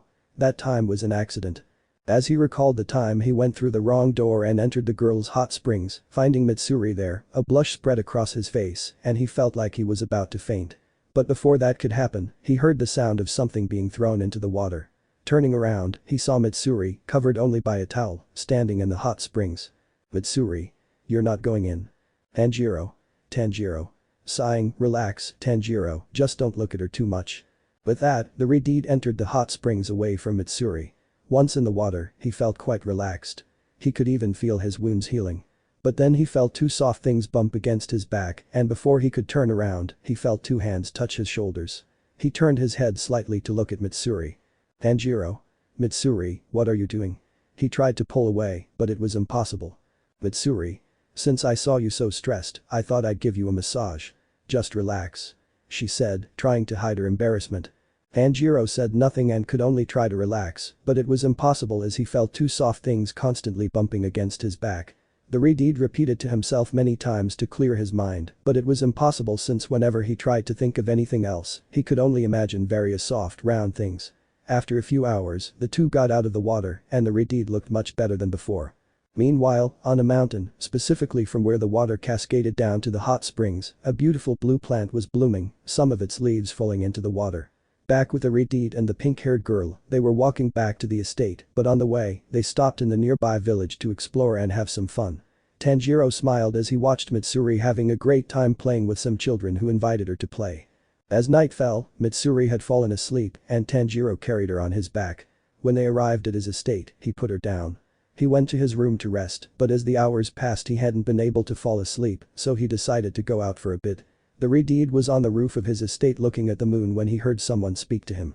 The night is beautiful. Tanjiro. Tanjiro. You're right. Turning around, seeing it was the insect pillar. Shinobu. May I ask why you're awake? Tanjiro. I can't sleep. I have so many things on my mind that I can't fall asleep. Shinobu. I understand. Could you tell me what you're thinking about? Maybe I can help. Receiving a negative response from the Redeed. There was a brief moment of silence until the Redeed spoke. Tanjiro. I see you still feel hatred for the demon who killed your sister. Shinobu. Well, it's the same as what you feel for Muzan. Tanjiro. You're right. I'm no one to demand anything of anyone, but let me tell you, don't let hatred control you when you find him. I don't want you to make the same mistake I did. He showed her a large scar. Shinobu. Wait, have you already faced him? She sounded surprised and scared. Tanjiro. Yes, and only because I let my anger and vengeance guide me did I almost not survive. I'm not asking you not to fulfill your ambition. I just don't want to lose you. Shinobu felt her cheeks flush and her heart begin to race. She smiled, nodded at what the Redeed had said, and in one swift motion, she picked up Tanjiro and laid him across her lap, surprising the Redeed. But before he could say anything, Shinobu spoke. Shinobu. Relax, you can forget your worries, I'll be here. While stroking her hair. Tanjiro said nothing and could only relax under the girl's gentle caresses, thus falling asleep. Chapter 19. Time skip. 2 weeks. 2 weeks had passed, and in that time, Tanjiro decided to train the rookie demon slayers to prepare them for their future battles with demons. They had received word that several rookie slayers had died at the hands of demons in the first week. Ringoku and Yuzui also followed Tanjiro's lead and decided to train the next generation of slayers. Tanjiro was supervising the rookie's training when his crow appeared before him holding a letter. Upon opening it, he read that the letter was from his sister, telling him what had happened on his mission. Tanjiro. So my sister and her friends have eliminated the 2 upper moons that were in the blacksmith's village. Flashback. Izuko and Tanjiro were seen having a brief sparring match. Tanjiro had the upper hand as he wasn't holding back, determined to help his sister learn and improve her combat skills. Nezuko spotted an opening and attacked with incredible speed, but just before the impact, she hesitated, unwilling to hurt her brother. This small mistake gave Tanjiro time to block the attack, and not only that, but he also snapped his sister's katana blade in half. Tanjiro. Why did you hesitate to attack me? He said in a serious tone. Nezuko. Not knowing what to say. Tanjiro. Letting out a sigh and smiling, relax. Well, he stroked her head, but no matter who your opponent is, if you continue to hesitate, that could have consequences. Nezuko. I know. In a sad tone. Tanjiro. Nezuko, can you promise me something? Looking at his sister and receiving a nod, promise me that if I become a demon, you will cut off my head. Upon hearing that, his sister was shocked because she didn't believe what her brother was telling her. Nezuko. What are you talking about and why are you asking me to do such a thing? Still in shock. Tanjiro. Nezuko, just promise me you'll do it. Nezuko. No, of course not. As she walked away from her brother, you're an idiot. Saying that, she ran off, leaving the Redeed alone. After that incident, the people of the estate noticed that Nezuko and Tanjiro were somewhat distant and hardly spoke to each other. The only time the two siblings had a conversation was when Nezuko told him that she was going to the blacksmith's village to ask him to make her a new katana. Tanjiro told her to be careful and to remember that if she doubted her actions, it could have serious consequences. She nodded and left. Then flashback. Tanjiro came out of his thoughts upon hearing that one of the rookie hunters had had an accident. Tanjiro. This isn't good.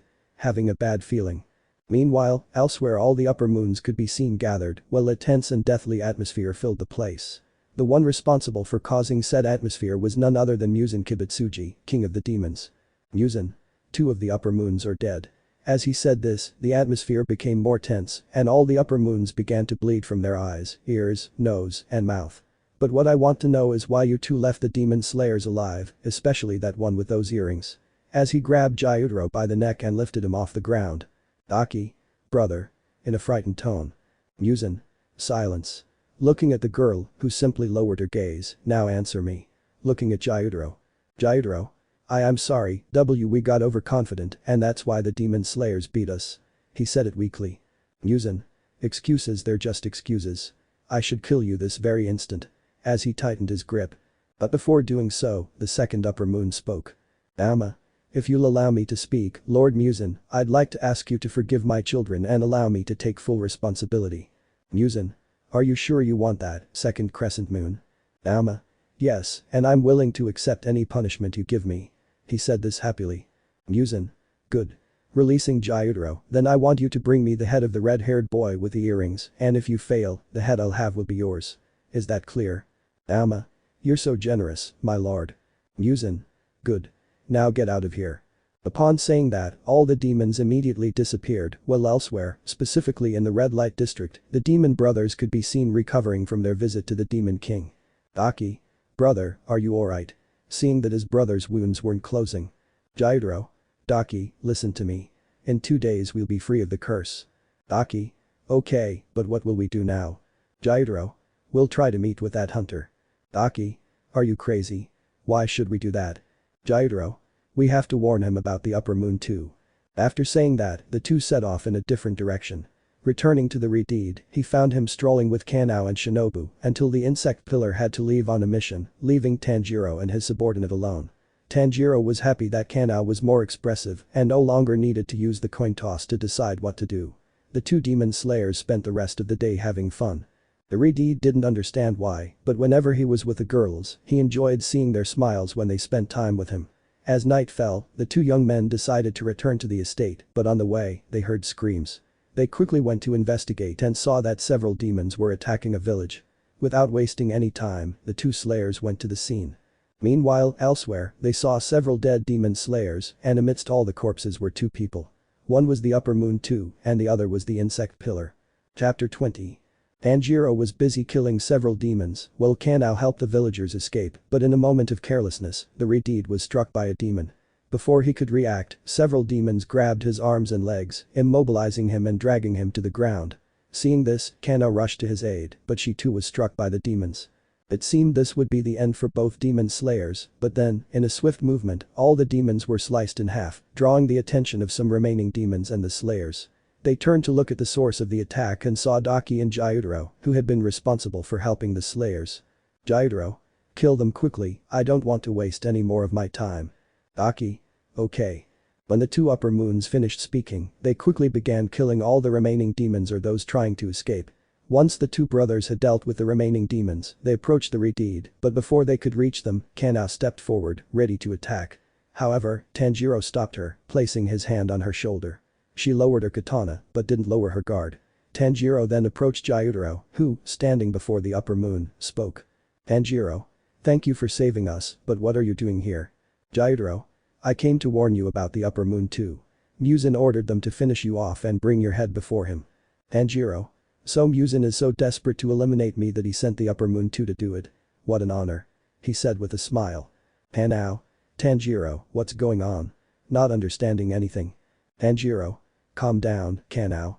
They're on our side, but I'll answer your questions another time. Receiving a nod. Gyutaro. There's something else.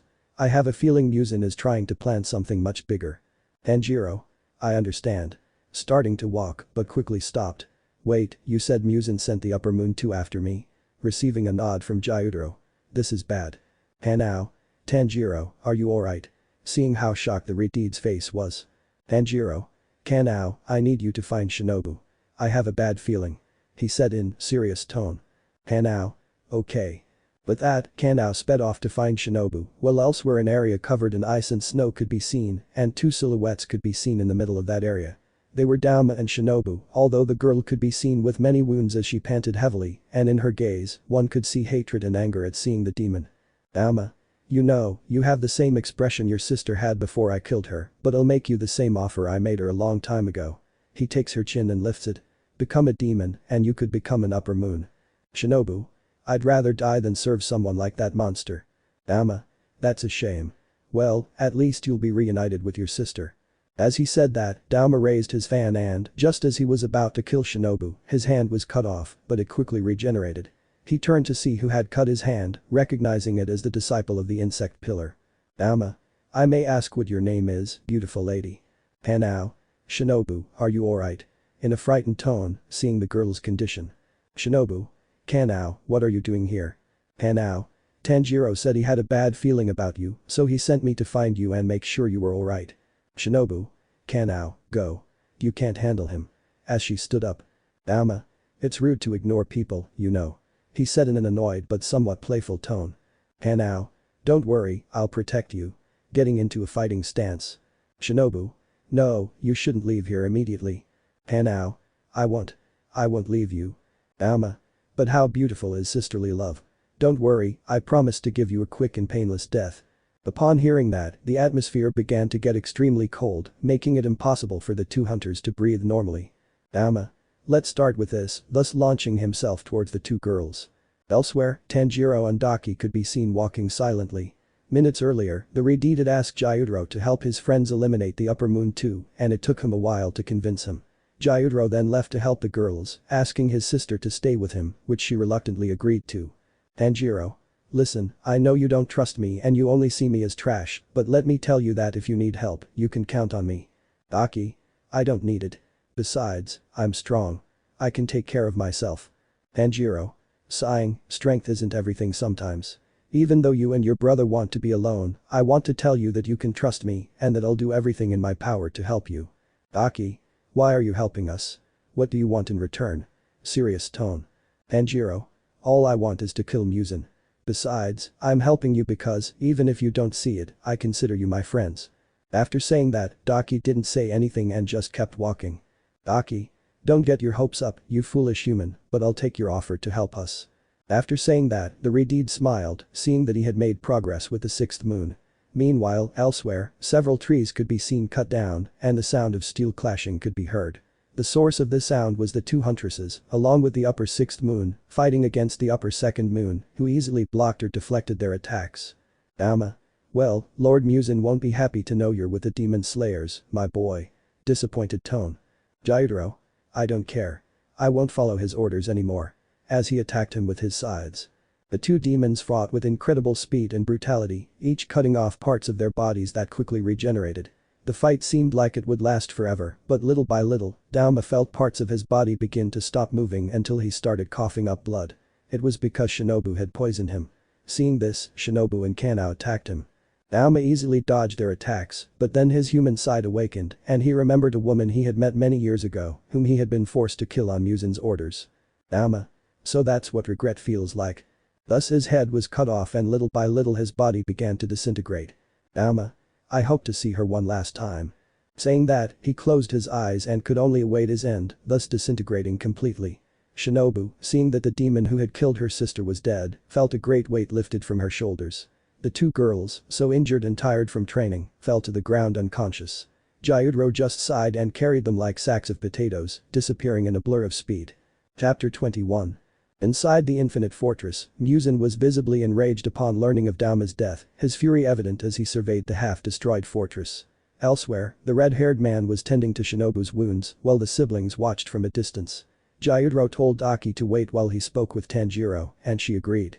The boy approached the red-haired man, who, noticing his presence, spoke. Tanjiro. Do you need something? Confused tone. Gyutaro. I want to ask you a favor. Serious tone. Tanjiro. And what would that be? Gyro. Promise that if anything happens to me, you will protect my sister with your life. Tanjiro. Huh? Surprised tone. The Redeed was about to say something else, but he only saw the demon looking at him seriously and nodding his head. Tanjiro. I will. Gyro. I swear. In a serious and threatening tone. Tanjiro. I, Tanjiro Kamado, swear on my life that I will protect her. Gyro. That's enough. So, turning around and starting to walk until he disappeared among the trees, Tanjiro set up a small camp and waited patiently for his companions to recover. He had also cleared up all his doubts and reflected on the feelings the girls had for him, including his sister's feelings, which she initially refused to accept, thinking it was madness, but eventually came to terms with reality. Tanjiro was aware of the changes he had undergone upon returning to the past, but he couldn't accept the idea of losing all his friends, and now the consequences were arriving. That's why he had decided to try to distance himself from everyone so as not to cause them so much pain. Time skip. 2 weeks had passed, during which Tanjiro had distanced himself as much as possible from everyone around him, especially the girls who had feelings for him. When they tried to ask him why, he simply ignored them or didn't answer, which annoyed or saddened the girls. Tomeo spoke to the Redeed about his behavior, and he told her the reason why he behaved that way, to which she only replied that this wasn't the right way to do things, but Tanjiro simply told her that he didn't care about earning everyone's hatred, and then he left.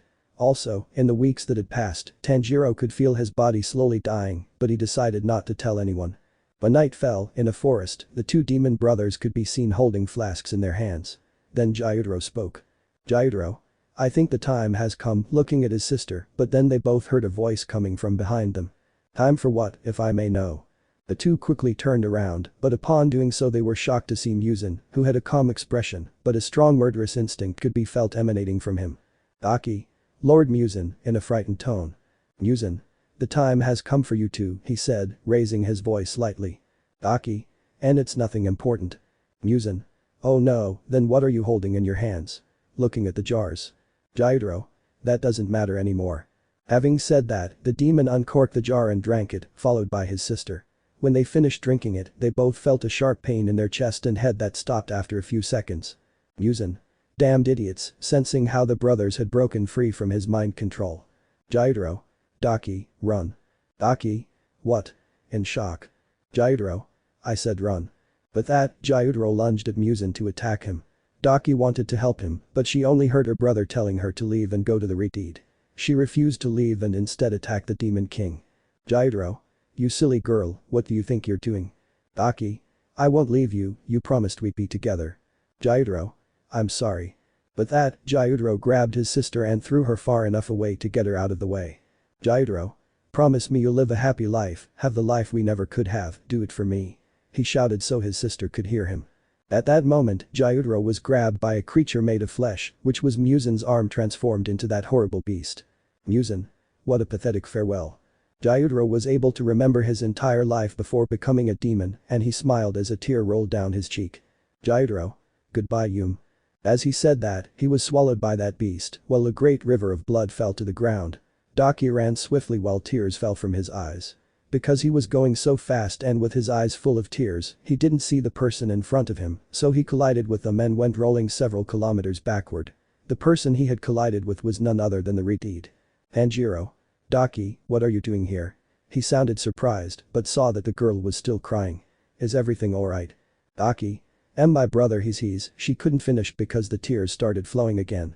Tanjiro remained silent and hugged the girl. Tanjiro. Don't worry, everything is fine, everything will be alright.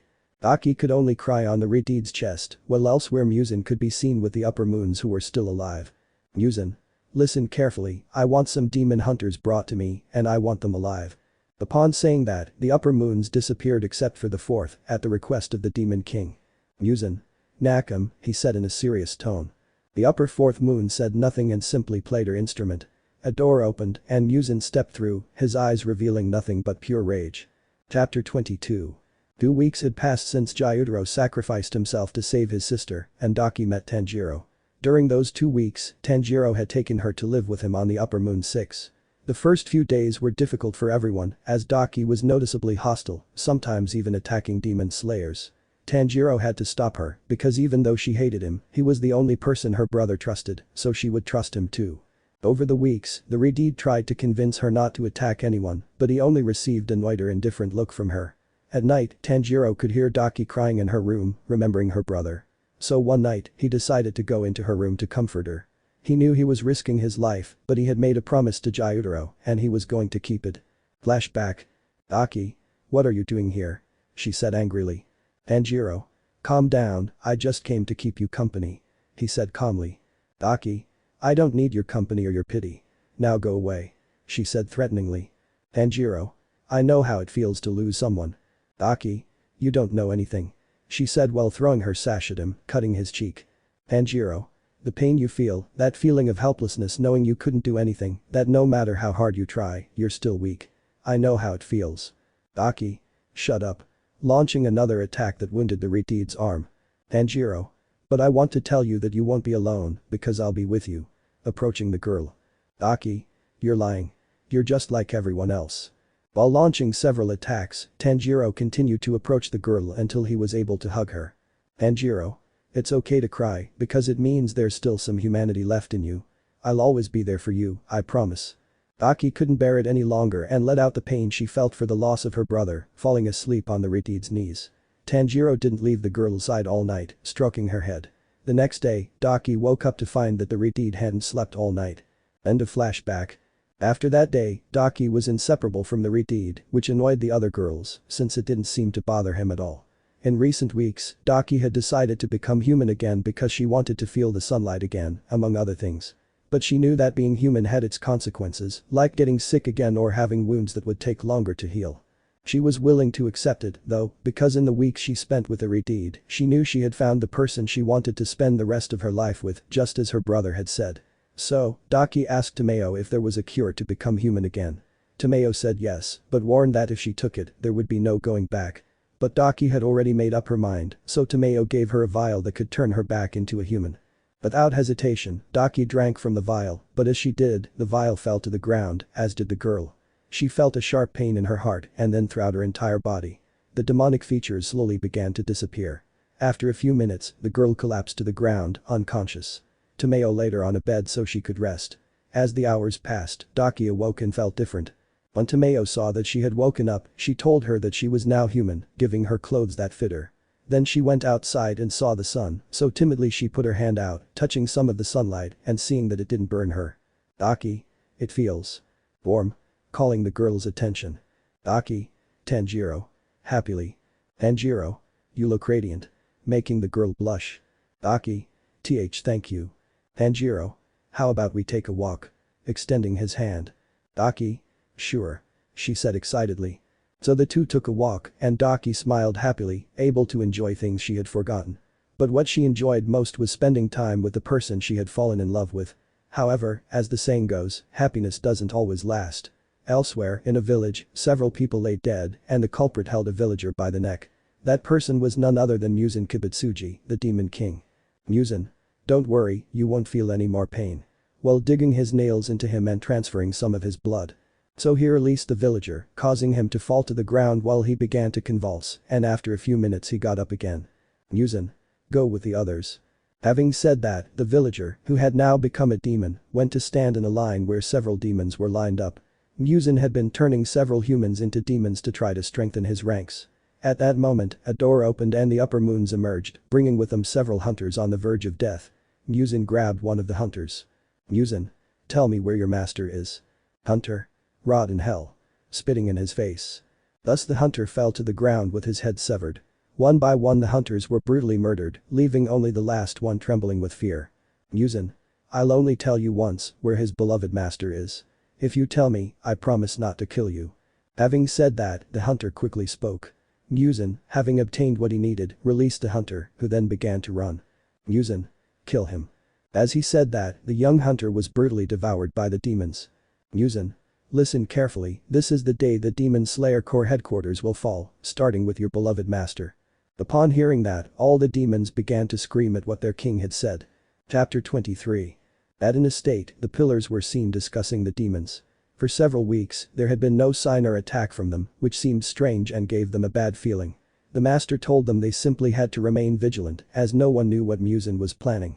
The demon slayers had also learned from the former demon in Upper Moon 6 that Muzan was searching for the blue spider lily. When they asked her why she wanted it, she said she didn't know anything more, as her mission, like that of all demons, was to find that flower. The slayers who knew about plants said they had never seen or heard of that particular flower. So the master told them he would investigate the flower and thus discover why Muzan wanted it. Days passed and there was still no sign of the demons, so, having free time, the slayers trained, knowing that something big was about to happen.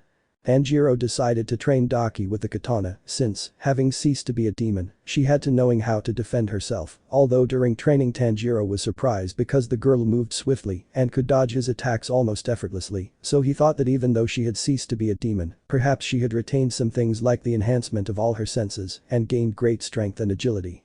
Although Tanjiro tried to distance himself from the girls, it was impossible since a feeling of guilt overwhelmed him, so even though he would hurt them by leaving, he would make them happy until that day came. Currently, the Redeed could be seen having breakfast with the girls, who were talking happily among themselves since they had reached an agreement. When Tanjiro asked them what agreement it was, they told him it was simply girl stuff, to which Tanjiro didn't attach much importance. Everything seemed to be going peacefully until night fell, when several crows flew towards the estate, saying that demons were attacking several villages. The master ordered all the demon slayers to go and help those villages before it was too late, so the demon slayers withdrew, except for the sun pillar and the pillar of the rock that these stayed on the estate and would only leave if things got serious. Tanjiro. I don't like this at all. Imajima. Muzan has made his first move. I hope everyone is alright. The Redeed could only watch as several demon slayers ran off to do their jobs. As time passed, more and more demons appeared until a crow arrived at the estate, announcing that the upper moons had appeared. The master told Tanjiro and Himejima to go and help the others, and they quickly disappeared. When the two pillars arrived, they saw a massacre. The bodies of several slayers who had lost their lives were scattered across the battlefield.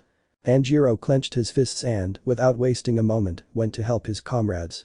As time passed, the demons seemed to be dwindling in number. Tanjiro was about to kill a demon when he stopped his katana just centimeters from the demon's throat. Tanjiro. Where is Muzan? He said angrily. Demon. Lord Muzan's plan has unfolded exactly as he predicted. Tanjiro. What do you mean? But he received no answer. Answer me, demon. He struck him, drawing blood. Demon. In the heat of battle, you left your greatest treasure unprotected. Tanjiro remained lost in thought until suddenly his eyes widened in shock. Demon. All we had to do was be the distraction. After saying that, he began to laugh until the Redeed plunged his katana into him, killing him. Tanjiro got up from the ground and began to run quickly, retreating from the battlefield, seen by his friends who were fighting against the upper moons. Meanwhile, elsewhere, the Demon Slayer Corps' patron could be seen facing Muzan, while on the ground lay two dead bodies, belonging to the Demon Slayers, tasked with protecting the patron. Master. I have waited many years for this moment, Muzan Kibutsuji. Today will be the day you pay for all your sins. With that, the master launched himself at the Demon King, katana in hand. The two began their fight. As the minutes passed, Muzan could be seen unharmed while the master was kneeling on the ground, a trickle of blood coming from his mouth. Muzan. It's somewhat disappointing. I thought the leader of the hunters could stand up to me, but I see I was wrong about you. He grabbed the katana that belonged to the master. Master. The hunters will not stop until they stop you. Muzan. We'll see about that. Meanwhile, elsewhere, the Redeed could be seen running quickly, his mind repeating that he had to arrive on time. Along the way, some demons tried to stop him, but they were quickly killed by the Redeed, who used breathing techniques to arrive in time. But when Tanjiro arrived, he was shocked to see the master being pierced by a katana. He quickly approached him. Tanjiro. Master, hold on. While trying to stop the bleeding. Master. Taught Tanjiro, finish him off. He said in a weak tone. Tanjiro turned to look at Muzan, seeing that he had left, and stood up. At that moment, Aoi, along with the girls and the master's daughters, arrived at the scene and found themselves there. Aoi. Tanjiro, in a frightened tone. Tanjiro. Help him, I'll end this once and for all, he said in a cold tone. Aoi. Tanjiro. They ran towards him, but the Redeed vanished in a blur of speed as it began to rain. On the battlefield, only the demon slayers could be seen, smiling, having managed to eliminate all the demons, including the upper moons. But then, the crows of the pillars informed them that the master had fallen after facing Muzan, and that Tanjiro Kamado had gone after him. Upon hearing this, the pillars, along with the Redeed's friends, immediately went to the estate where the master was being cared for by his daughters and wife. Chapter 24.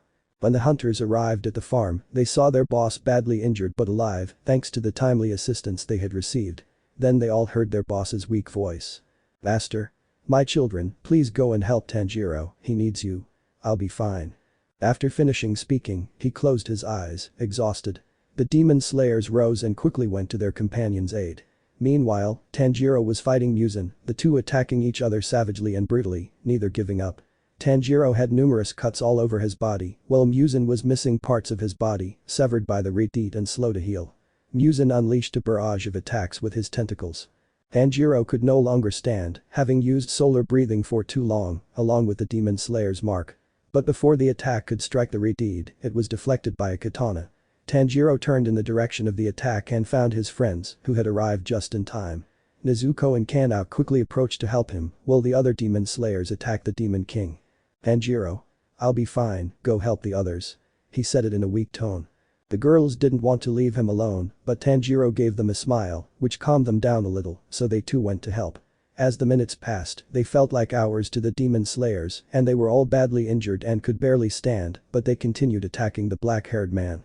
Suddenly, Daki appeared in front of Muzan, holding her katana and glaring at him angrily. "Daki. You will pay for what you did to my brother." Saying that, she lunged at Muzan, who easily blocked the girl's attacks. Then, taking advantage of a moment of inattention from the girl, Muzan grabbed her by the neck, lifting her off the ground. "Muzan. At least you'll join him," tightening his grip, causing the girl to start running out of air. Daki tried to break free, but it was impossible, so he just accepted his fate, but then he saw his brother. "Daki. Brother," she said in a weak tone. "Jairo. Do you think you'll give up so easily, little sister? Besides, remember that together we're unstoppable." Daki opened her eyes, gripped her katana tightly, and in a swift motion, sliced off Muzan's hand. The black-haired man showed a surprised expression, but quickly had to block an attack from the girl. Although Daki had inflicted several cuts with her katana, they regenerated rapidly. Meanwhile, Tanjiro struggled to his feet, but then he sensed two presences behind him, seeing Tomeo and Yoshiro, who had arrived. "Tomeo. I'm sorry I'm a little late, but I think it's time to end this once and for all." Saying that, in a flash of speed, he vanished and reappeared in front of the Demon King, giving them an almost equal fight. Seeing what was about to happen, Tanjiro quickly got up and ran towards the demons, but he arrived too late, as he saw Muzan devour Tomeo. The redeed attacked the black-haired man with incredible speed, who blocked the attacks with difficulty. Seeing this, his companions also began attacking from all directions, annoying the Demon King, who, in a fit of rage, unleashed several tentacles from his back that injured all the demon slayers, except for the redeed, who managed to dodge them in time. Tanjiro saw all his friends injured, and the memory of them all dead flashed through his mind. So, with a powerful charge, he managed to push Muzan away from where his friends were, leaving the fight only between the two of them. "Muzan. Do you intend to face me alone?" "Tanjiro. That's right. After all, this was always our battle." As he reactivated his demonic mark. "Muzan. You will die before you can kill me." "Tanjiro. I'm afraid you're wrong about that.